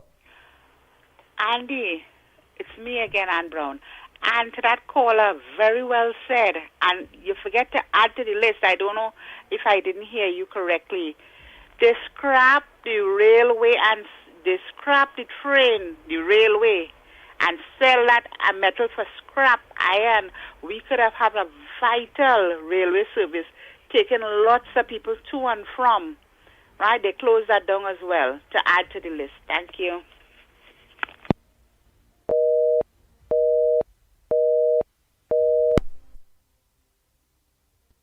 Go ahead, next caller. Morning. Go ahead, caller. Anderson. And Lennox. Andy Williams, good morning to you, Andy Williams, and good morning to you, Lennox Smith, and good morning to Mickie, the chairman of all chairs. Good morning to you, Trinidad and Tobago. Andy Williams, I'm watching the Prime Minister in Tobago. The Tobagonians show the Prime Minister so much I love. The future of Tobago show the Prime Minister so much I love. Penny, you see when people show appreciation and represent people, how people they show love. The whole of Tobago show welcome the Prime Minister, show the Prime Minister love, and the PNM behaving sarcastic and unmannerly. Penelope Beckers want the Prime Minister to apologize to she and to apologize for the PNM because she meet the Venezuelan man, and the Prime Minister said how, when she reading from some paper, the Prime Minister said how she supported narco government. That is what you want the Honorable Prime Minister to apologize for, Penny? Why it is from 1956 to now, the PNM in office, and all they never do nothing about the narco trafficking, all the drugs coming in Trinidad. How come all they never do nothing about that? How come all they never speak against that? The last year, why is the PNM was in office, the borders of the Republic of Trinidad and Tobago, Penny, was open for about 3 months. All the boat of them down. I never hear the PNM criticize narco trafficking. That industry was created under the PNM and left alone. Penelope Beckers, you all left that alone. It allegedly people used to make money in the PNM off of that narco trafficking. That is not what I say. That is what world leaders say. And you want the Prime Minister to apologize to you for that? Why didn't ask Stuart Young to apologize for being nasty in Parliament? Why didn't ask Keith Crowley for apologize for being abusive towards a female Prime Minister? But you want an apology? You should apologize, Penny, to every resident in Arima. You should apologize for representing them for 40 years. And today that electoral district is the most dangerous electoral district under your watch, under the PNM watch. We borders was open and we had the most amount of drugs and guns and narco trafficking coming in this country. And next thing I want to ask, how it is custom and exile can seize contraband rum, and then after them contraband rum end up in Keith Rowley office and in all them PNM ministers and them function. That same seized rum, how come that could happen in the Republic of Trinidad and Tobago? That is not what I said. That's what the finance minister telling you all in the parliament. Penny, answer that question, Penny. How it is seize alcohol that custom and exile seize end up all in the Port of Spain mayor function? How? When that's supposed to be in an evidence room. Nobody again lock up but to distribute to all them PNM MPs and them. That's why when Barry Panara take office and he go into the Whitehall, he had to take out cases at rum. That is why Ole could not represent the people. Ole was drunk. Andy Williams, can somebody ask Penny to answer how come illegal alcohol end up in the PNM functions and in ministers' office? How? Good day to you, Andy Williams and Lennox Smith. Bye. Thank you very much. Lennox Smith, I sent something on your WhatsApp there. Right?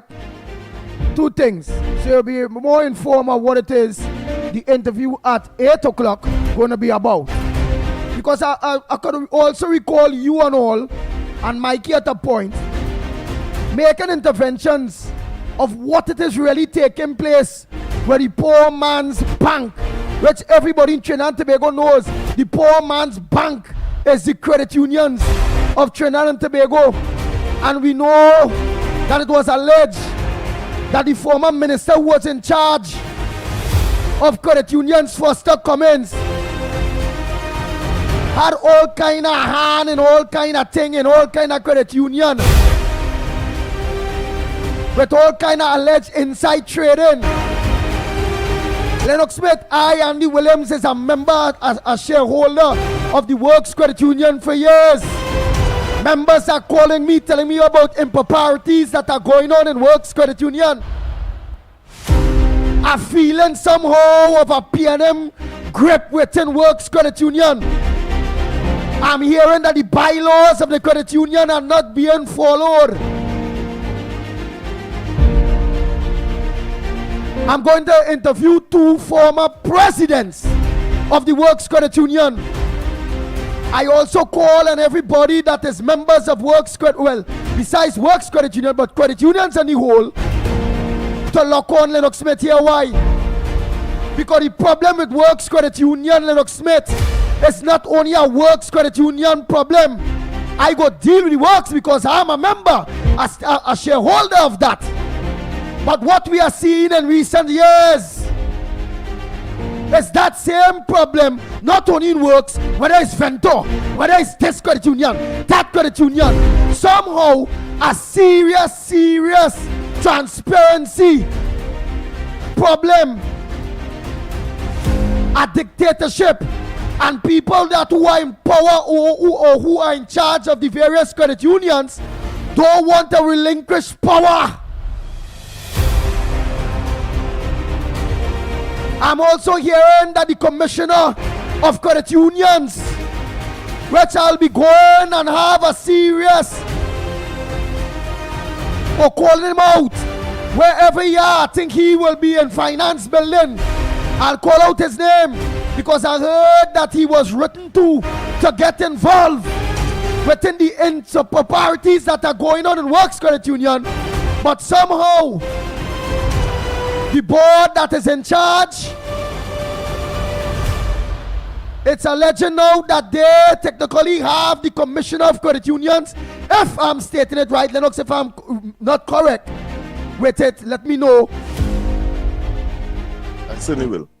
Right, so the person who in charge of all credit unions is the commissioner of credit unions.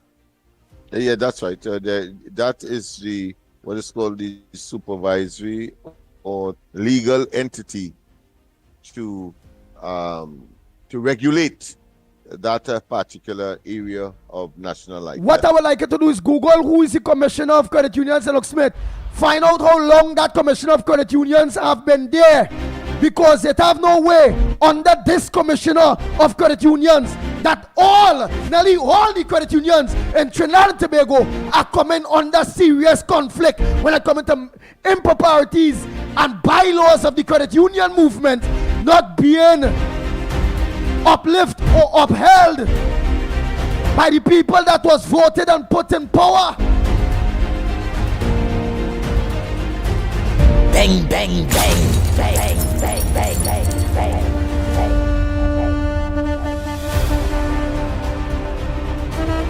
The Ground Report with Mickie K, Andy Williams, and Lennox Smith.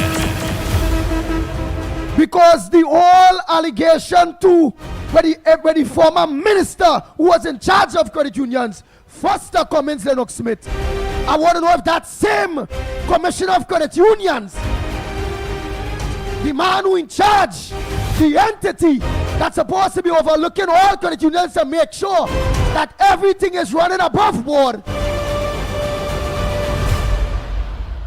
he was there all around Foster time and that gone.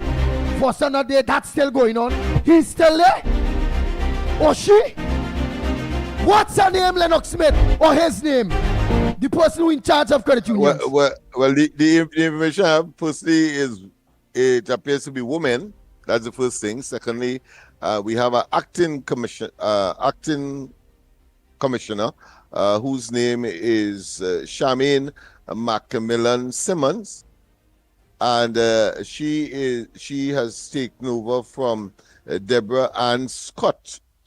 When she take over from Deborah Ann Scott, so Deborah Ann Scott was under the former Cummins and the former... and also served as an acting commissioner, according to So it appears that they have not been any titular or leger commissioner in terms of solidifying the position. What I'm observing is that there have been acting commissioners, and I don't know if that might have caused some degree of compromising their responsibility, because we have seen that happen on too many occasions.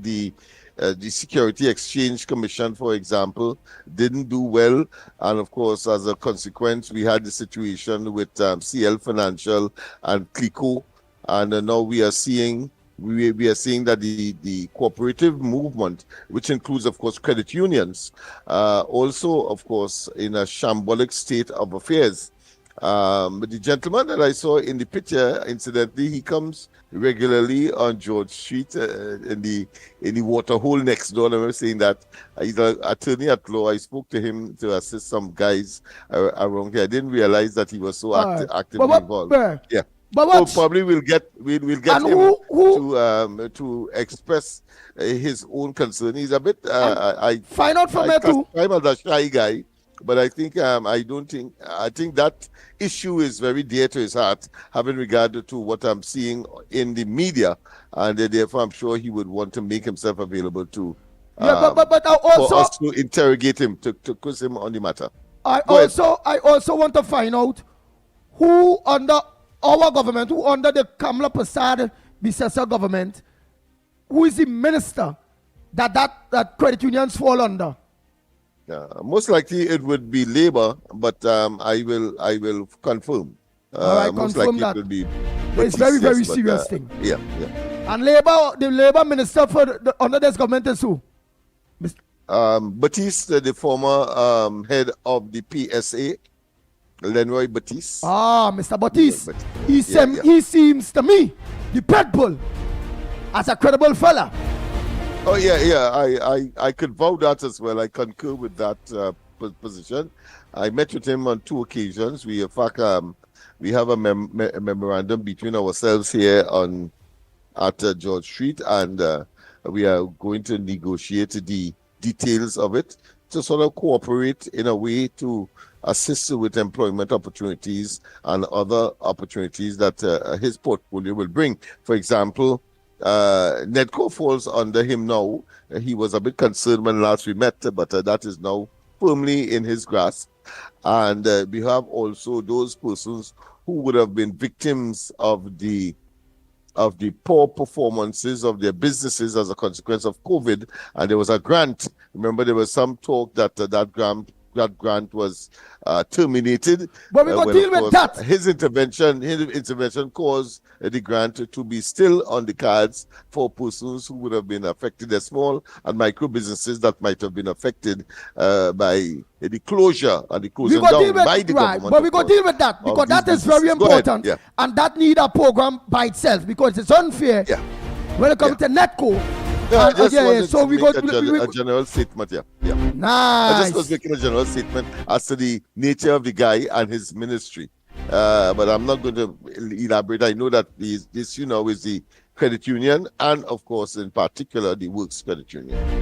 Which I, as a member, I, as a shareholder, the Pitbull, have all right that I can talk out with the kind of complaints that I'm getting.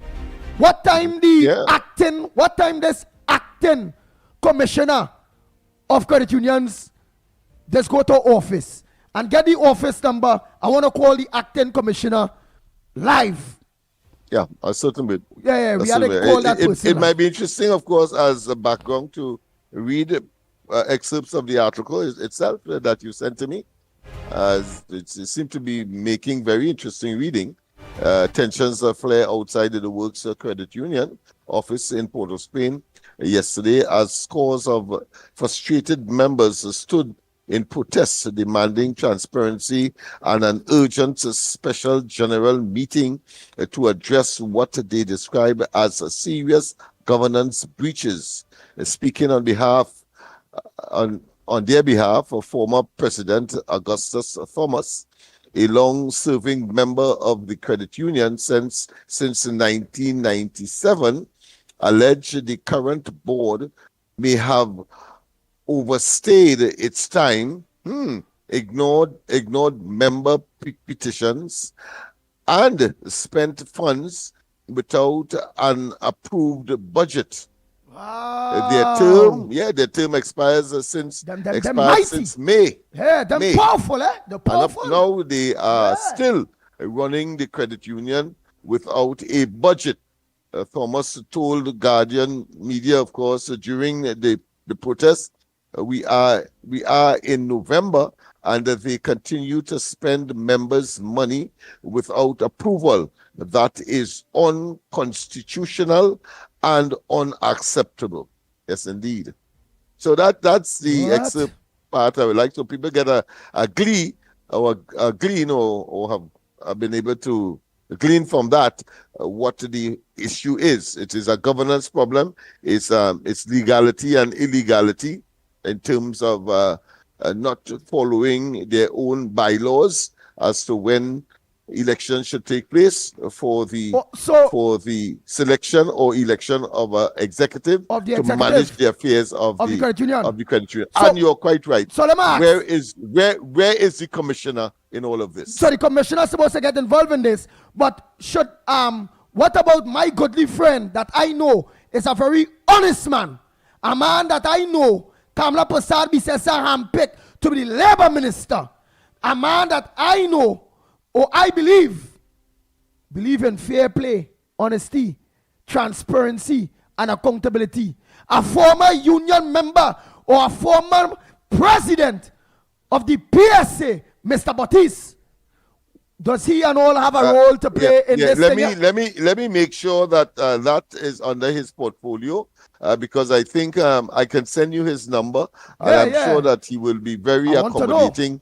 Because he has been on every occasion that I would have called him impromptu without any pre-arrangement or any pre-appointment, and he would have answered his phone once he has the time, of course, or he would say that he's in a meeting or he's indisposed for the moment and call back and when so to do. So he's that kind of individual. Well, all right. I have made him out to be. Send me the honorable minister, if that is his portfolio, Mr. Baptiste, phone number, please, because he have to get involved in this too.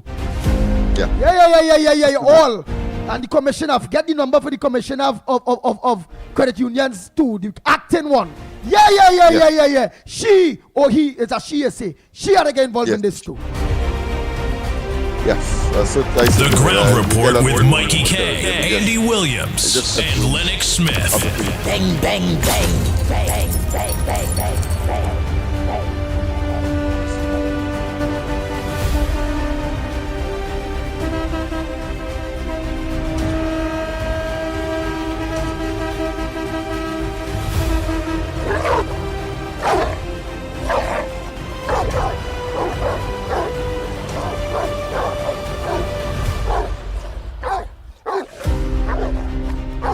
I ain't done there, you know. If I can't get satisfaction as a member, as a shareholder, I'll go on a very serious campaign. Very serious campaign of hitting that road. I'll go in front of the Commission of Credit Unions building. I'll go in front of my own minister, whoever is that minister in charge, or that or credit unions fall under office, to plead for intervention. If we can put what it is wrong right when it comes to Works Credit Union.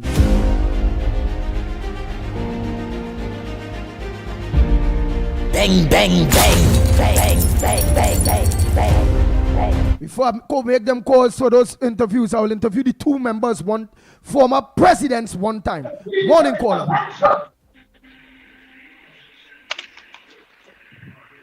Morning caller. Blessed morning, Andy. Blessed morning, Doc. Blessed morning, Trinidad Tobago. Andy, I remember I worked at credit union. I have 4 accounting works credit union there. And the more like the money is them only. They have one teller there working there. When they go like I beg them to see the manager and all them kind of thing there. I find work credit union, the jackass and they see with Pitbull money, they call it the Pitbull credit union, right? They are better because that topic with the worst credit union there. Because the last time I go on there, one cashier, the line long outside by the door there, and it have 2 cashiers. For that credit union there, you know. You're already looking into that credit union. So you go and fall in the credit union and people don't want to leave or what? Yeah. Well, you get lock on, stay lock on. You go get what's going on. You will find out what is going on. Go ahead, next caller. Pleasant good morning to you. Where are you calling from and what's your contribution on the ground report this morning? Andy, good morning. Lennox, good morning. And Mr. Chairman, Mickie K, good morning. Hey, Andy. Lennox, is all you there? Yes, my brother. You go ahead, Malcolm X. Right. Right now listening to the 7 o'clock news where this opposition chief whip calling on the Prime Minister and the Minister of National Security to resign because there wasn't fear to the people of Trinidad and Tobago on last Friday where they call out the army and they call out this one and the panic. I wonder if these people really have a part to play with this panic thing. But if you know the country was under panic, which I don't know how much people was panicked, to me was more them people was panicking. Not the whole of Trinidad and Tobago was panicking. Them people was panicking. And I find out before in a week time, all you could call on people, the Prime Minister to resign. I want to find out from Trinidad and Tobago. Is this man Gonzalez, Marvin Gonzalez, who we named the Lupino man, I wonder if he really want in both. Camille Regis and in both and Stuart Young and Rowley and them to come back in power. Or you really want these people back in power? Why all you didn't call on the government for Gerard Hines to resign as Minister of National Security? Why all it didn't come clear with Trinidad and Tobago and say who training people in the desalination plan was training people and looking to build one, or they did start to build one to take over Wassa? Why all it didn't come clean with that to tell me who is the 1%, who is the biggest shareholder and controller, the CEO for the P&M? Why all you didn't come clean with the people with that? Why it is everything this government only 6 months and some days is everything is a problem with all you? When for 9 years we had real problem with all you and all you wasn't criticizing nothing. All you really feel Trinidad and Tobago stupid boy in both and this new man George and all of them to come back. And you know we're on my front burner. And I'm serious with that this morning, Andy. I don't care who bets lost and who want to say I talking about the government bad and this and that and the other. The government promised that they will make contract workers wait for 10 years, get permanency, that they could have a proper job security. They could go by the embassy, they could go by the bank. I want to know why it is we sending home people by the HBC we have 13 years and how much years, or you're sending them home to bring new people to do the same job. I appealing to the Prime Minister, the Minister of Labour, all you seize that immediately and make the people and them in the position, because it have some young people with family who are looking to send home on the breadline. That ain't looking good. And to me, I am not supporting that. although I vote for the government, but I didn't vote for a government to fix me or to fix my family. I vote a government to get rid of evil, wicked, corrupted people. And I am saying, let me fix the people who permanent instead of sending them home to bring home people. We only had 2 and 3 and 4 days in HDC and always sending home people with 13 years. I appealing to Mr. Khan, the chairman, if you is part of that, all you immediately check and see about the people and them and let the family. This is not CPEP and URP, you know. This is HDC with Newman, George and Rowley and them bringing their own set of company. We was taking the money with they call this, these people who was lending money to buy AGC house, TTMF, and all of them, and all they was looking to destroy AGC. What I am saying this morning, Trinidad and Tobago, the right thing is the right thing. Because the last thing I talked to Lennox about the cane and the colony workers who gain back pay and gain land, and how much of them parents their land, and how much of them sell all the agricultural land in Bath area, and all about where they're selling agricultural land for big, big money, and Biden and all kind of big business putting up. All you say, I bad talking the government. I'm a citizen of Trinidad and Tobago. I'm born in a P&M house, but I'm not dying no P&M. The right thing is the right thing. Rowley make me realize that P&M is not for poor black people. He'll bring that sense to me when he say the rich have to get rich and the poor have to remain poor with coal, pot and bicycle and them things. So all you get it straight. I am a citizen of Trinidad and Tobago. I'm going to die for this country because jump low, me ain't picking up no gun to kill no little boy where I grew up. We don't know. Me ain't picking up no gun to fight with nobody. But if Venezuela attack Trinidad, I have to defend Trinidad, I don't know.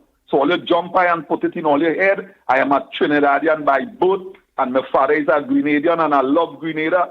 With the policy, plenty more than the policy with the African Trinidadians have here. So all you be straight.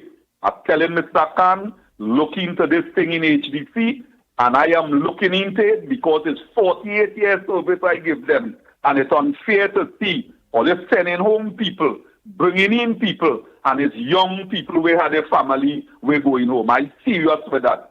Take note, Andy have a blessed day, Mickie K have a better day, and Lennox, I want you to listen to this because people using some racial statement, I am not going to take part of it. Who have to go home, let them go home. The delinquent managers and them, all in sending them home, who mismanage and who was paying foster comments on them, and in paying people and in making people permanent and these things, all in dealing with them. All they dealing with the little fella who had 13 years service, 2 young baby, and a wife to maintain, and a mortgage to pay. I'm serious with that, and Malcolm X going to be always a revolutionist on that train by the leaders who teach what is the meaning of fairness and justice, like the young leader we have in Africa right now. All you have a good day. Thank you very much. Right, I'm going to call these 2 former presidents of Works Credit Union by the time Lennox Smith. Oh boy. I did send, of course, the ministers. I can confirm that area is under the portfolio or ambit of the Ministry of Labor, and the name of the ministry in totality, let me make sure and get it right, is the Ministry of Labor Small and Micro Enterprise Development. So that it has that aspect of NETCO and, as I say, for small business responsibility. So that the overall responsibility will be the Ministry of Labor as far as and there's a cooperative, of course, development division within. And of course, inside of that, you have the responsibility or the portfolio or the regulatory responsibility of the Commissioner of Cooperatives. Wow. And before that, it might be very interesting. Before that, of course, between 2023 and early 2025, which was before the present government took office, this function was under the purview of the Ministry of Youth Development and National Service, meaning that putting Foster Cummins, of course, smack in the middle of all of this. He was the minister with that portfolio under the PNM administration. Yes. Hold on, former president of Works Credit Union, Mr. Otley. I want to get in contact with the next one to confront this. The next former one, which is, I think, Mr. Roberts. Mr. Otley, Mr. Roberts is the next former one, right? Mr. Thomas. Oh, sorry, Mr. Thomas. Okay, hold on there, hold on. Yes, Lennox Smith, go into some history there with what, remember, yes. because we get some improprieties, as you so say. That is Foster some of the Cummins. information that may be relevant, and we can attach it to this particular development, and that is, of course, the protest, which is now, of course, unfolding before our very eyes in terms of dissatisfaction by members of the Works Credit Union. Mr. Augustus Thomas led the entire exercise from the information we have, and I see that we are now searching for him in terms of a contact. Let me just read a little more whilst Andy tried to make the communication. Thomas said the supervisory committee signed off on the union's financial accounts in June, which, according to the organization's bylaws, should have triggered an annual general meeting within 1 month. Instead, he claimed the board did not act on the SGM request, and a member-driven effort to call the meeting was reportedly blocked. So, bylaw triggered, responses by the incumbent, negative. Members, of course, that are very concerned, decided to make it public and make it known. Thomas said the supervisory committee, yes, signed off, right. We collected 192 signatures requesting the SGM. The meeting was advertised, then suddenly pulled from the newspaper and the internet. Yeah, he said when we went to court, the matter was pushed to the Commissioner of Cooperative Development, and still nothing happened. Thomas said both the Ministry of Finance and the Cooperative Commissioner were made aware of the situation, but expressed concern that there had been delays in ensuring compliance with the Cooperative Societies Act. The Commissioner's silence is unacceptable, he declared. This is how the Hindu Credit Union and First National Credit Union fell apart. If this continues, Works Credit Union could be next. So there are serious concerns, clearly, from some of the intimations and the information that would have been emanating from those concerned members. Let me continue with the article. As members stood outside holding placards and voicing their anger, Thomas said the group's next move would be to reclaim control of the credit union if the SGM is not called. How that will be done? Let's see what he's recommended. Hope is not physically, but let's see. This organization belongs to us, the members. If they refuse to call the meeting, 192 of us will walk inside and take our seats. We are not going to court again, he said, as members nodded in agreement. We will take back our credit union. Thomas also alleged that some board members may be remaining in office for personal benefits. He added that in his view, certain practices appeared to be inconsistent with the bylaws. My life savings and my children's legacy are here, Thomas said. We will not let Works Credit Union become another Hindu credit union. Guardian Media reached out to the president of the credit union, Don D'Souza, who opted not to comment on the claims made by the members. Efforts to contact the Commissioner of Cooperative Development on the matter were unsuccessful. So it appears that there's a standoff, as well as there is a deafening silence, as well as positions seem to have been compromised as the silence continue and the standoff seem to generate some kind of deterioration in that particular credit union's. What it does to the ordinary person out there wanting to look for a credit union to probably be associated with, to become a member, certainly it's not good advertising at all.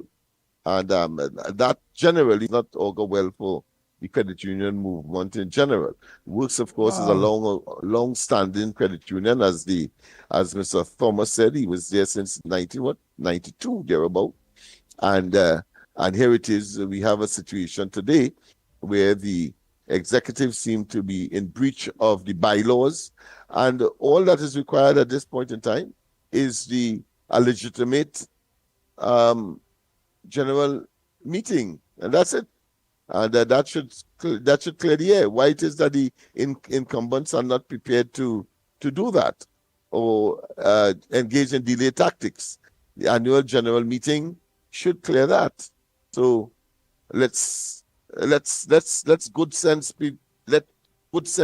prevail, and let sober heads come together on all sides and get the interests of the credit union going, in the interest of the wider credit union movement. Nice. Well, I will continue to try to get in contact with Mr. Thomas. His phone is busy right now. So, but by the meanwhile, we have our next former president here, which is Mr. Utley.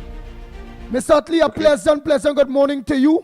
I'm sure you are aware of what's making the news and what's going on in the credit union in which you used to preside over. Could you give us an idea of what Mr. Thomas is talking about, what stakeholders or shareholders are talking about? For a matter of fact, what the hell going on in Works Credit Union? Are you still a member? Are you still a member? Good morning, Andy, and your fellow Lennox Smith. Oh, yes. Okay. Good morning, Lennox. Okay, my name is Mute Lennox. My name is Fitzroy. My name is Fitzroy Utley. Now, I've been a member of the credit union for more than 40 years. And I serve on the board of directors for more than 35 years. I was the president of the credit union for probably the longest service president, between 14 and 15 years as president of the organization. Over the last 5 years, close to 5 years, maybe about 4 years, there has been some real problems with some of the newcomers who came on the board. I myself assisted in coming on the board because they must have changed. And they felt that they need to take over. And in that drive,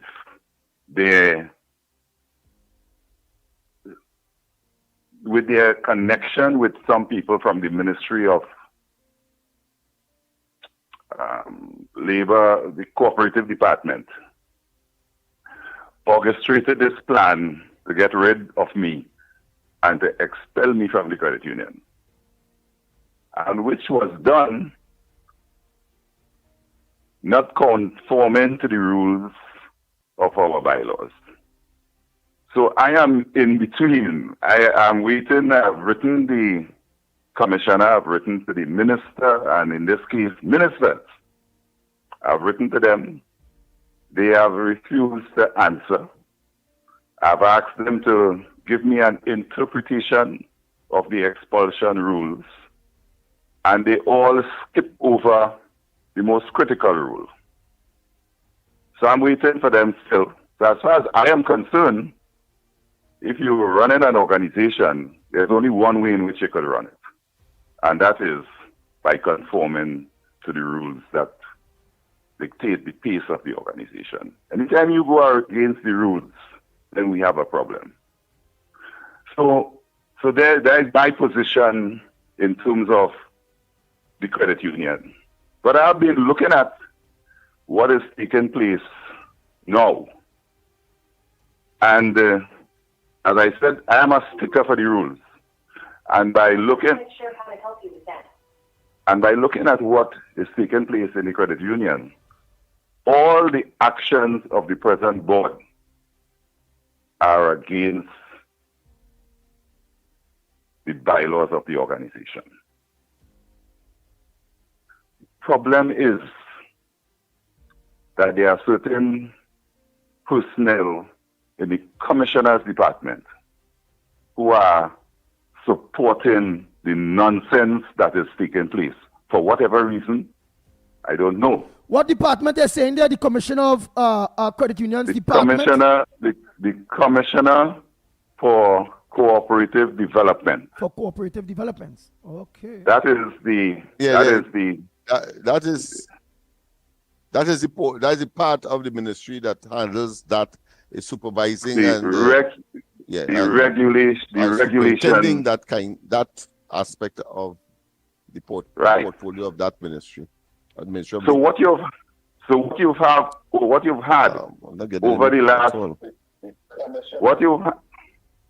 had over the last couple of years is officers from the commissioner's department engaging with the board in the running of the organization. So that was supposed to be like that. I don't think it's. That's what I'm telling you. All the rules. You cannot be a regulator and be sitting on the board of the very organization that you're supposed to regulate. That is madness. So the people on the board don't know what the hell going on, what they're doing, and they are relying on the regulatory sector of the government who don't even know what their responsibilities are. And I was in a meeting with the present minister, a couple of weeks ago, and I told him, if you need advice, talk to me.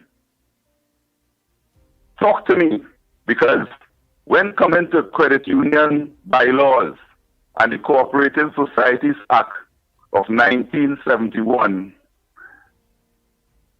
I am an expert. I am not a lawyer, but you cannot be running an organization, the president of the organization for more than 14 years and don't know the rules. And I challenge anybody in this country on that matter, on that score. So let's come back to Works Credit Union.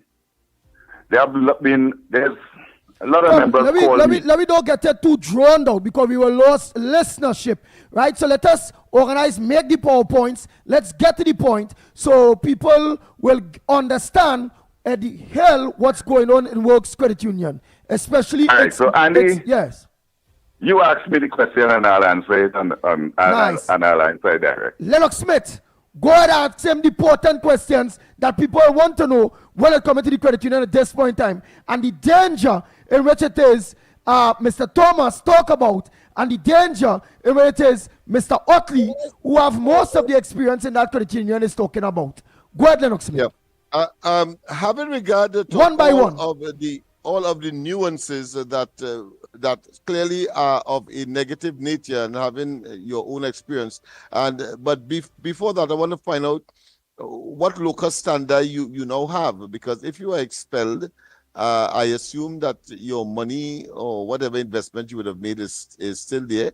How does that work from regulatory or legal perspective? I just want to get that for clarity and for any future situation that may occur, such as this. Well, I've been expelled, and I objected to it, which I have a right to do.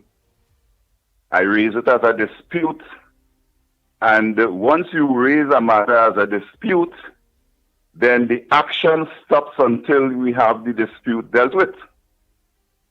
So as far as I am concerned, I raise it as a dispute with the Commissioner's Department, and I'm still awaiting a response from the Commissioner's Department since that time to now. So I have not been in the credit union since that time, so I don't even know what is going on with my account. And as far as I'm concerned, I'm still a member until the matter of the dispute is settled. So I'm outside waiting on a department that is not, as far as I'm concerned, the cooperative department is not functioning. It's not functional. So that is my position. Right, but we don't want things to go bad. But Lennox Smith is right to ask that question. But we don't want your dispute or you get in the way of what is the current issues, right? That have been raised via the media by Mr. Thomas, a former president too. So let us go to what is the current issues with the Works Credit Union, not you.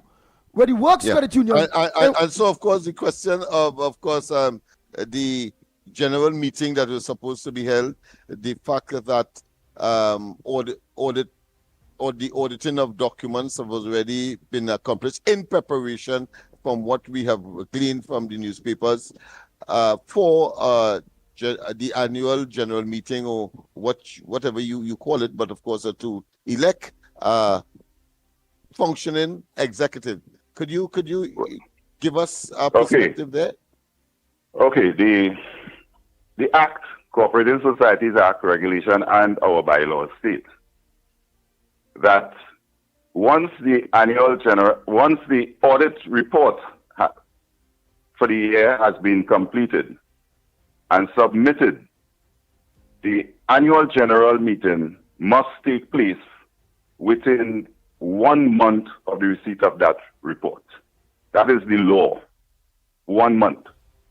From the information we've had, the report was submitted sometime in June. Yes. And we are now in November. Do the maths. Yeah. So it means, therefore, there is a clear and conspicuous breach.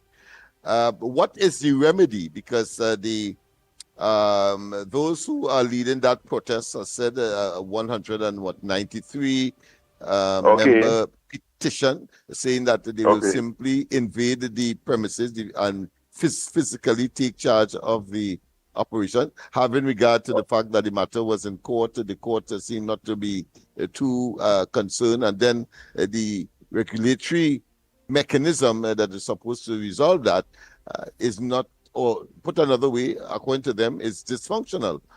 What is happening there? What advice you would give to them? For a long-standing, of course, and one who is now outcast. Let me answer that. What has happened is that the supervisory committee of the organization is charged with the responsibility of supervising all aspects and operation of the organization, all. And in the pursuing their work over the last year, the supervisory committee recognized certain activities questionable activities that were taking place. And according to the bylaws, the supervisory committee suspended the president.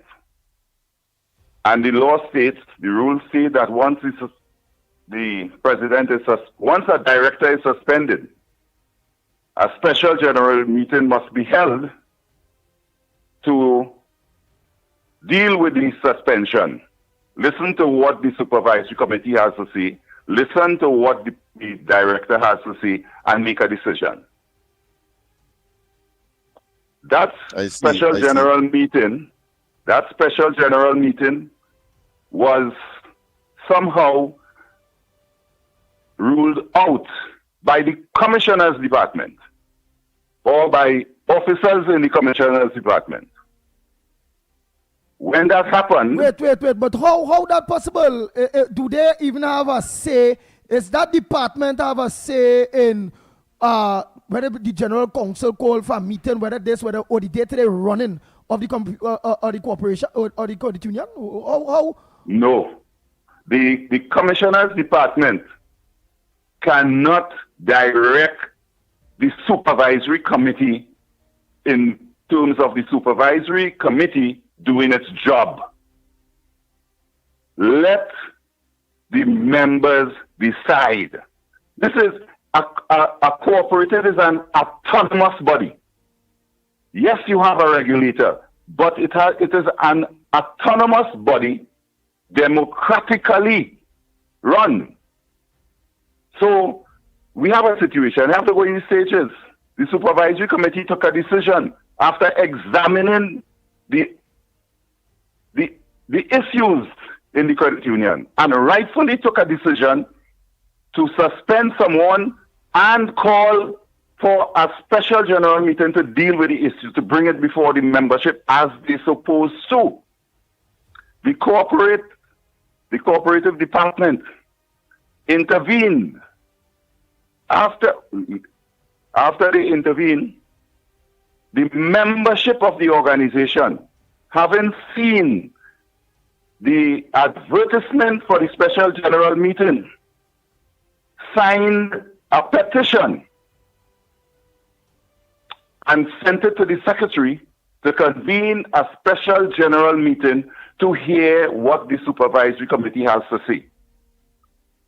According to the rules of the organization, once 100 members signed a petition and asked for the convening of a special general meeting, the secretary shall convene the special general meeting to deal with the issue. The secretary ran back to this cooperative department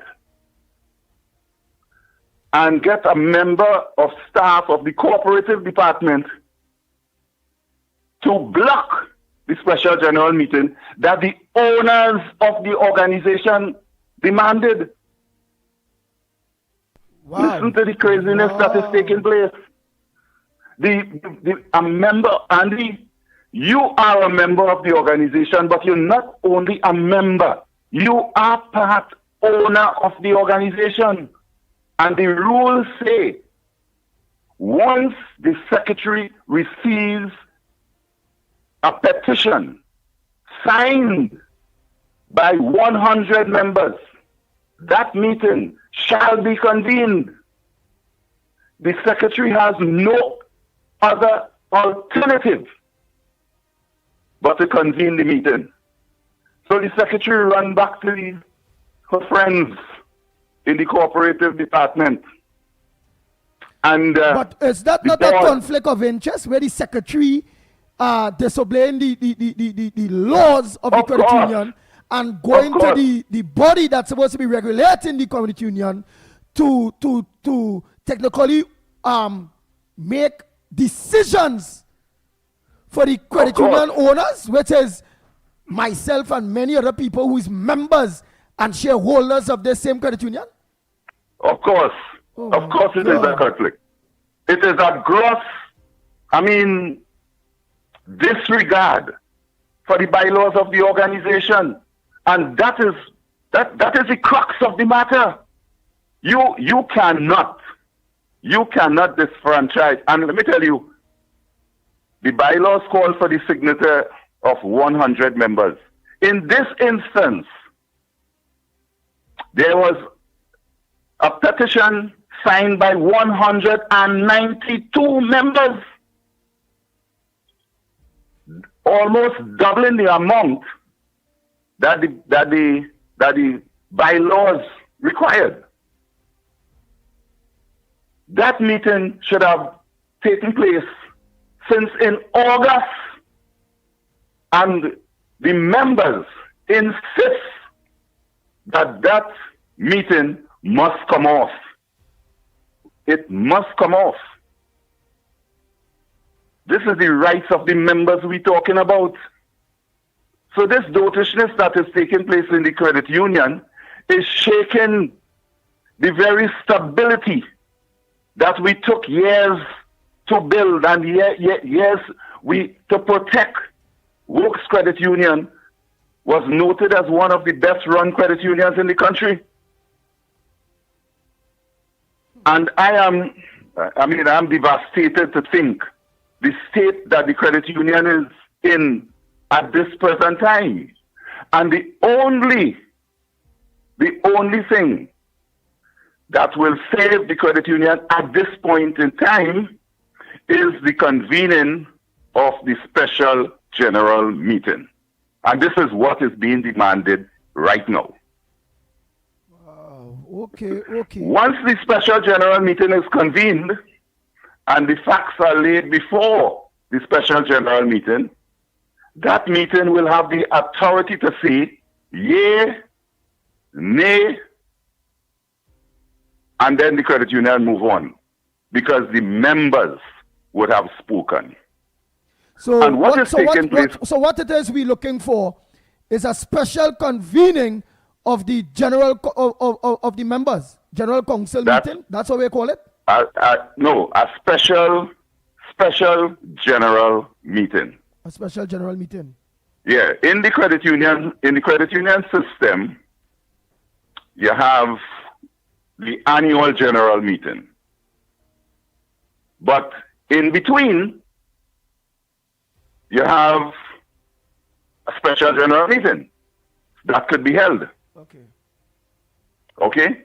In our bylaws, there are 5 entities that have the power to convene, to give instructions to convene a special general meeting in our bylaws. 1, the president. The president on his own self, on his own behalf, could he give instruction to the secretary to convene a special general meeting to deal with an issue that the president wants to bring before the membership. 2, the board of directors. So the board of directors could sit in a meeting and decide, well, look, listen, we need to have a special general meeting. The board take a decision and give the secretary instructions to convene a special general meeting, and the matter is being dealt with. 3, the supervisory committee.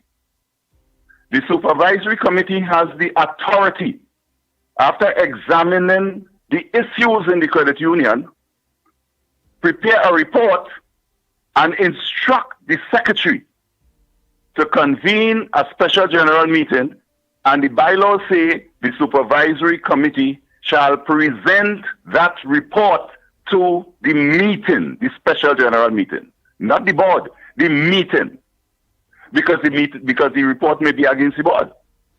All right, and 4, who's the next one? So you tell me 3. 4. Yeah. I told you, right. The 4th one is the commissioner of cooperatives or his representative.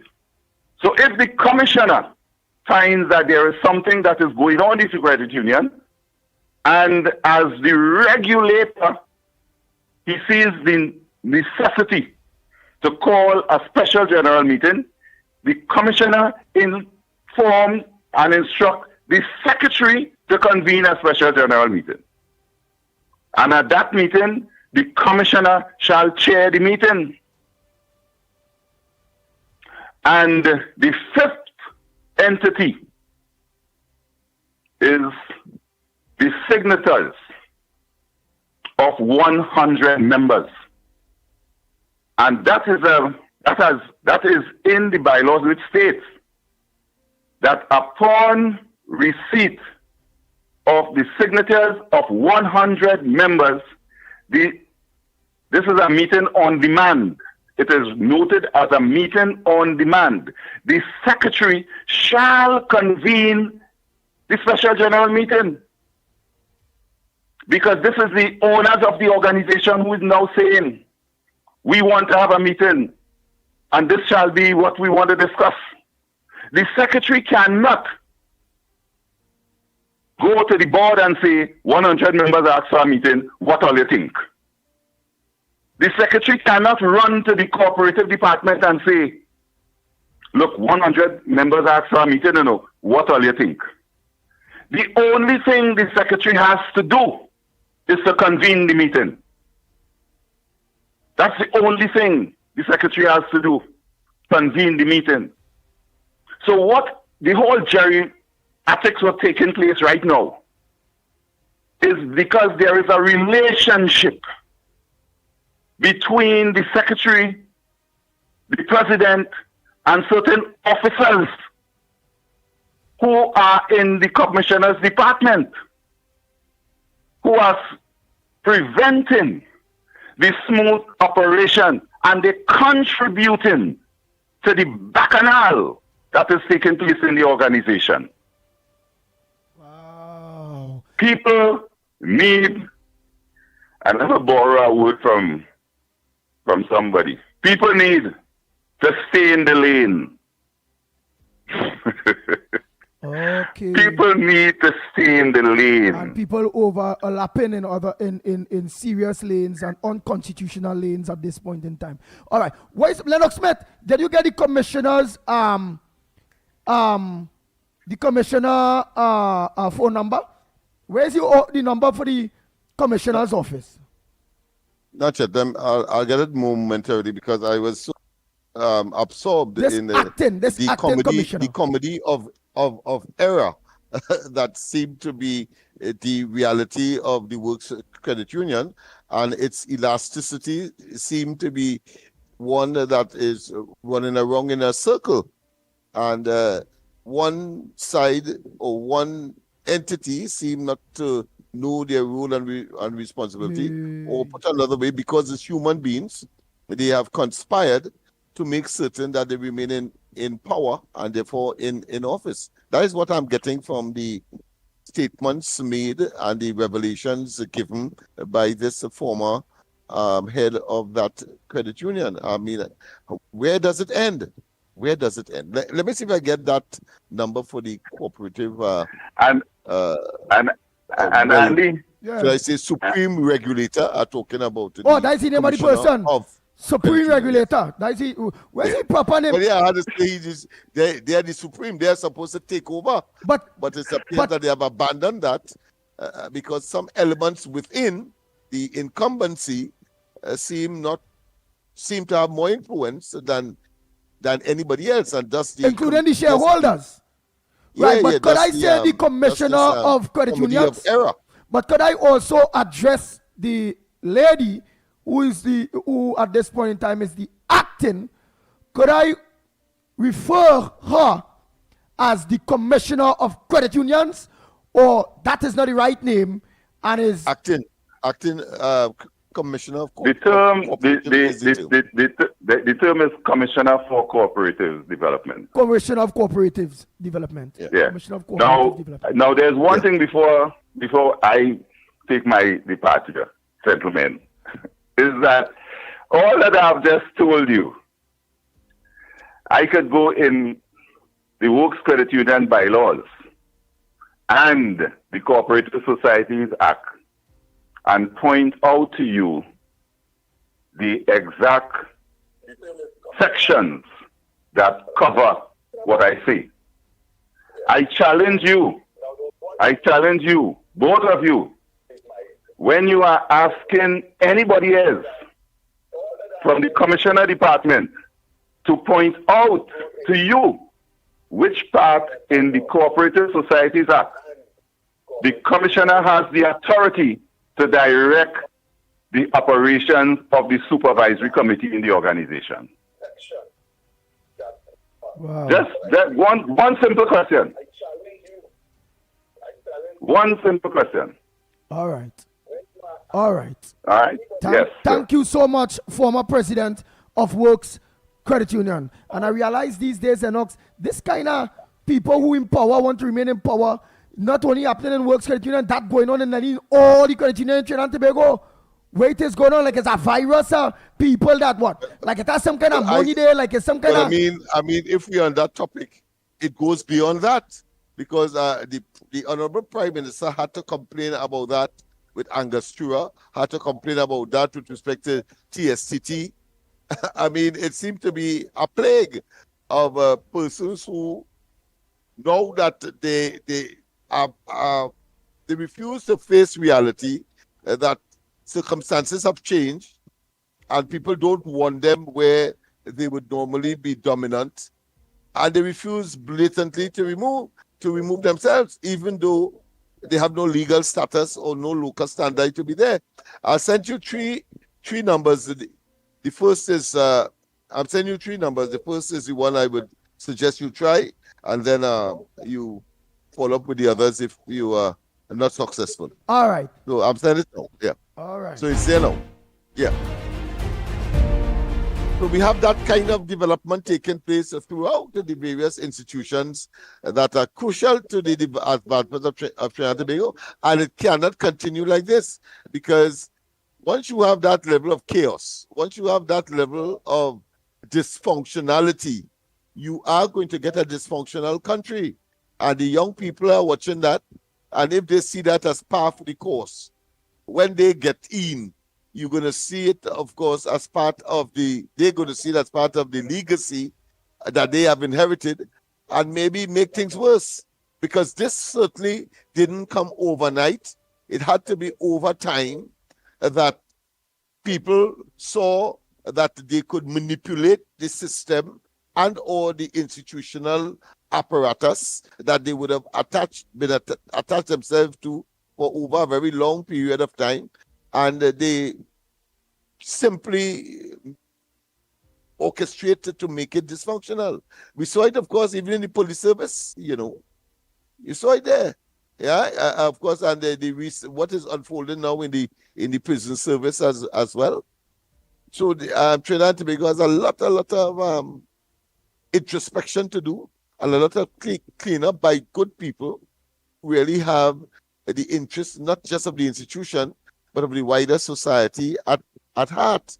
It reminds me of St. Make Giddy. And in the case of what we are talking about now, it means that power corrupts, and absolute power corrupts absolutely.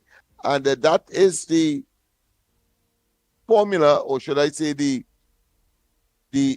factors that are now unfolding before us, because inside of that, clearly, is for people's personal interests, who they would like to see there, who they would prefer to give a loan, the power to make people eat or not eat, and the power to sustain their own corrupt and profligate propensity. That's what we are seeing there. It's clear. Those are all of the ingredients for a dysfunctional and eventually collapsed institution. And the former head is right. We saw that with respect to the Hindu Credit Union, and he was very, very meticulous. In fact, in the article itself, they were claiming that they don't want to fall in a similar vein like that of the Hindu Credit Union. When somebody or one group of persons has become so powerful that when time comes for them to be removed, they simply will not go.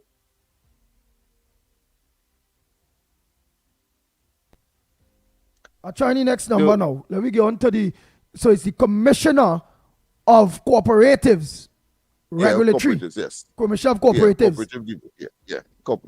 Commissioner of Cooperatives, and that's Cooperative Division of the Ministry. Corporate Development. Commissioner of Cooperative Development. Oh, Commissioner of Cooperative Development. Yeah.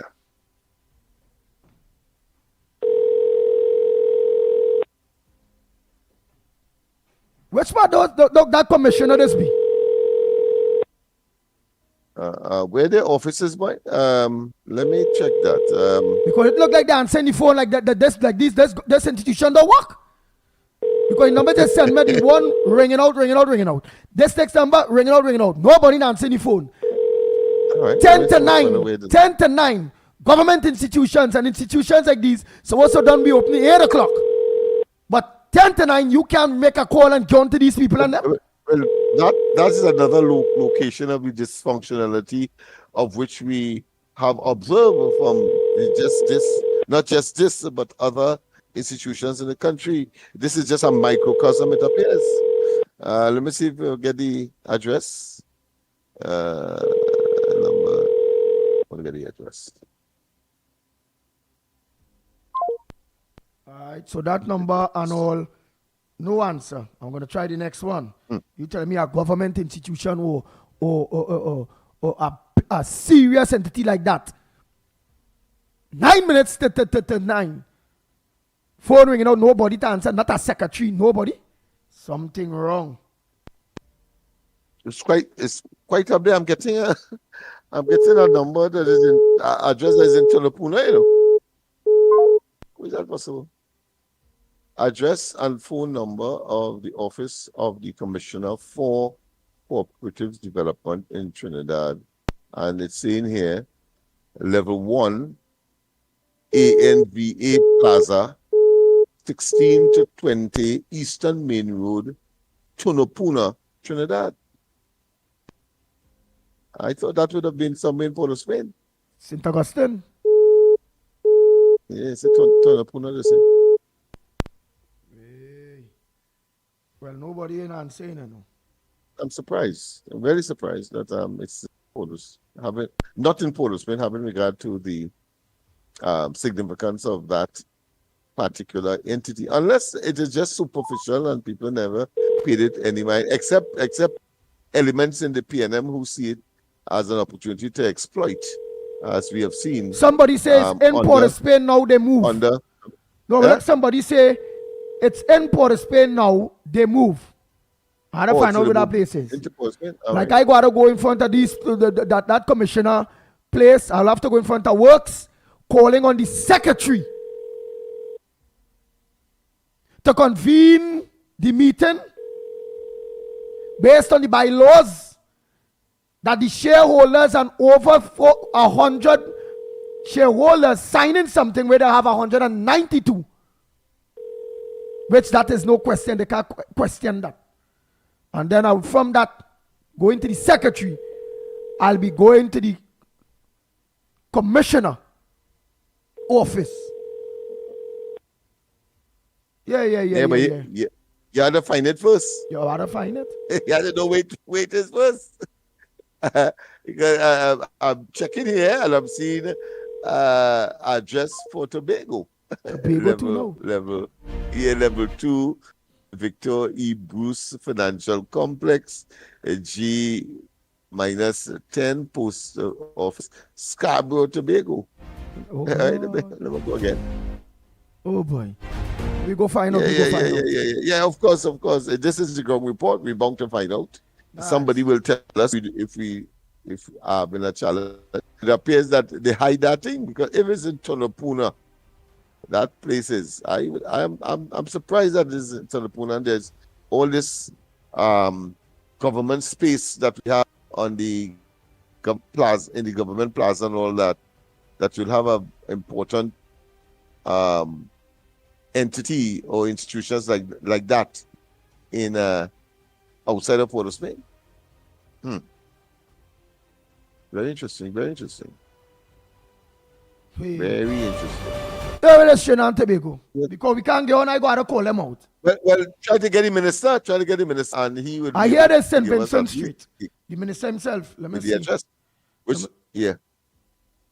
Yeah, let me try the minister. Yeah, get the minister. Let's Let's hear But if he knows about it and six whether or not minutes. or two. It's 6 minutes though.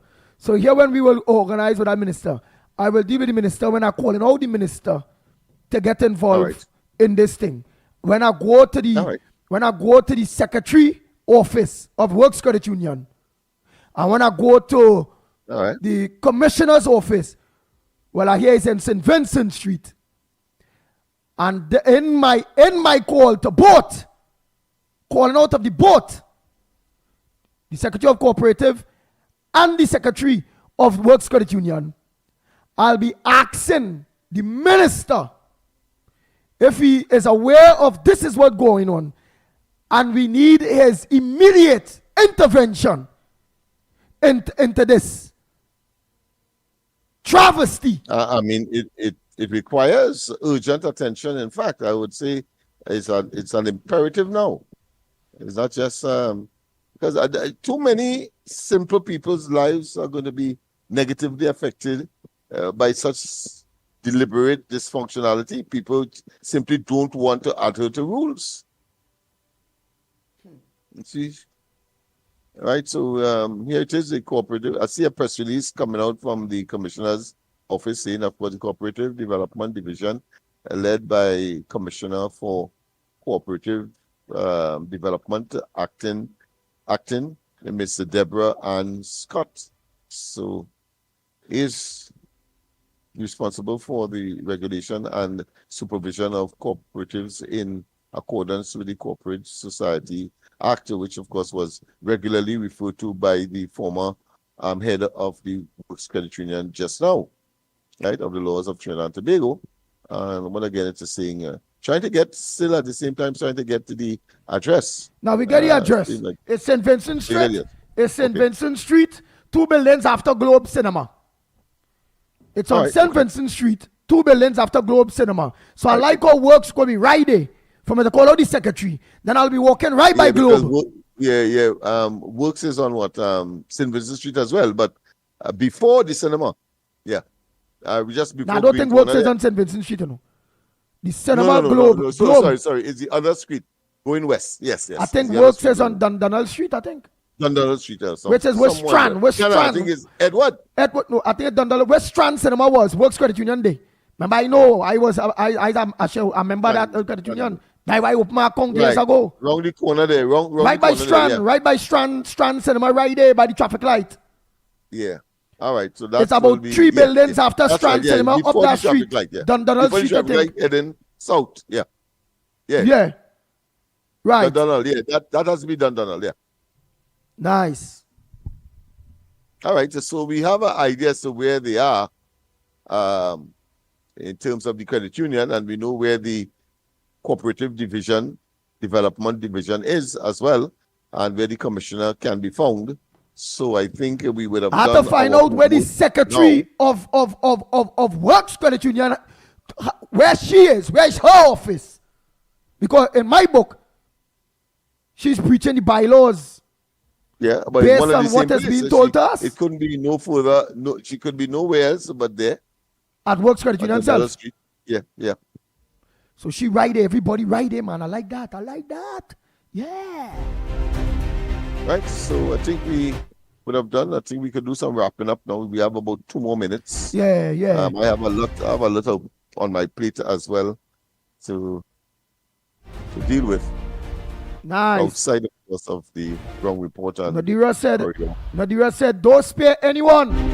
Yes, it's on Dundonald Street. Works Credit Union is on Dundonald Street, Lennox.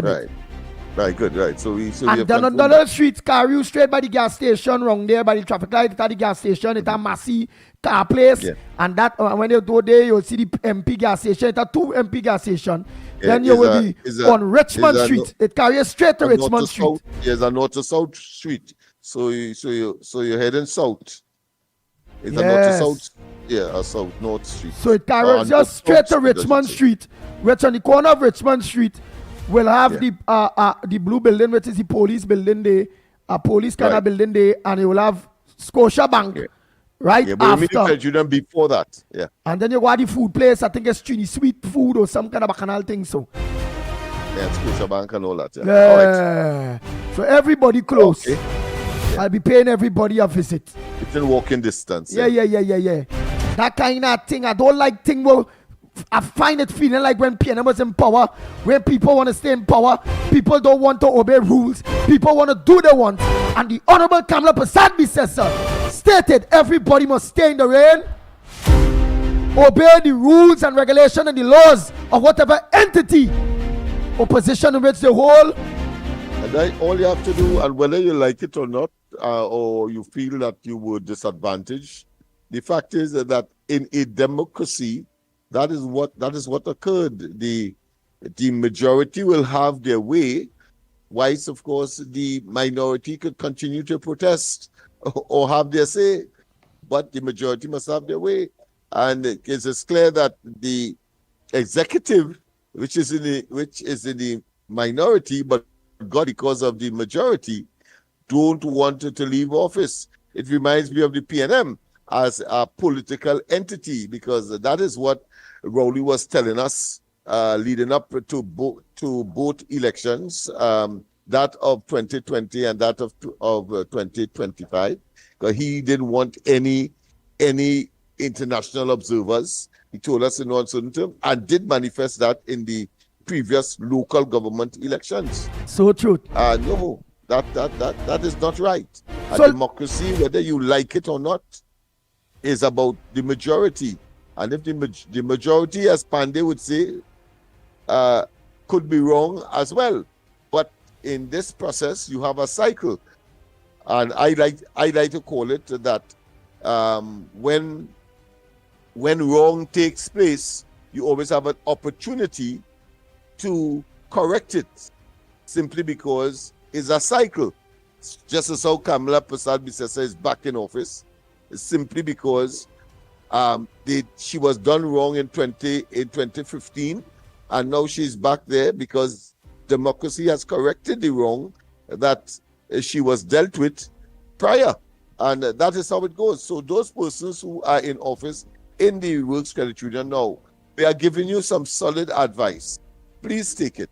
Call the annual elections. I wouldn't even say go and call a special. I know the special is to deal with the former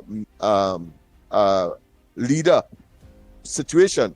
But if you call a general annual meeting where you have a new executive voted in, certainly give them the responsibility to adjudicate over whether the former head should be reinstated or not. And you're done with that. And you continue with the process. This whole thing had nothing to do with the reinstatement of this or that, however. That will be dealt with when the credit union on the whole is being run properly. Functioning. Yes, functioning, because it's not functioning at this point. Lennox Smith tonight, corridor transformation, you all with Lennox Smith tonight. Don't forget that. Yes. Right? Don't forget that at all. All of you that send your voice notes, we will play your voice notes tomorrow morning, please God.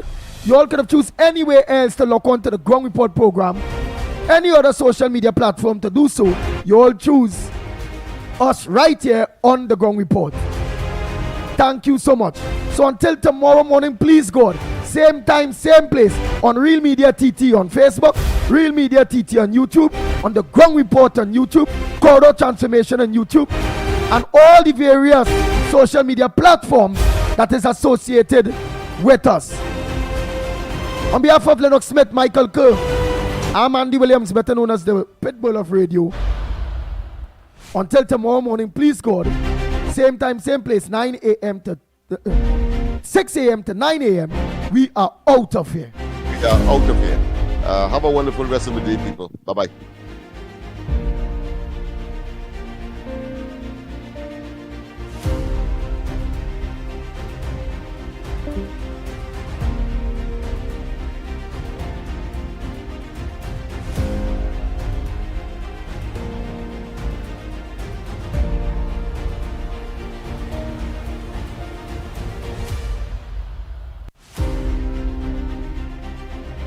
Bang, bang, bang, bang, bang, bang, bang, bang, bang.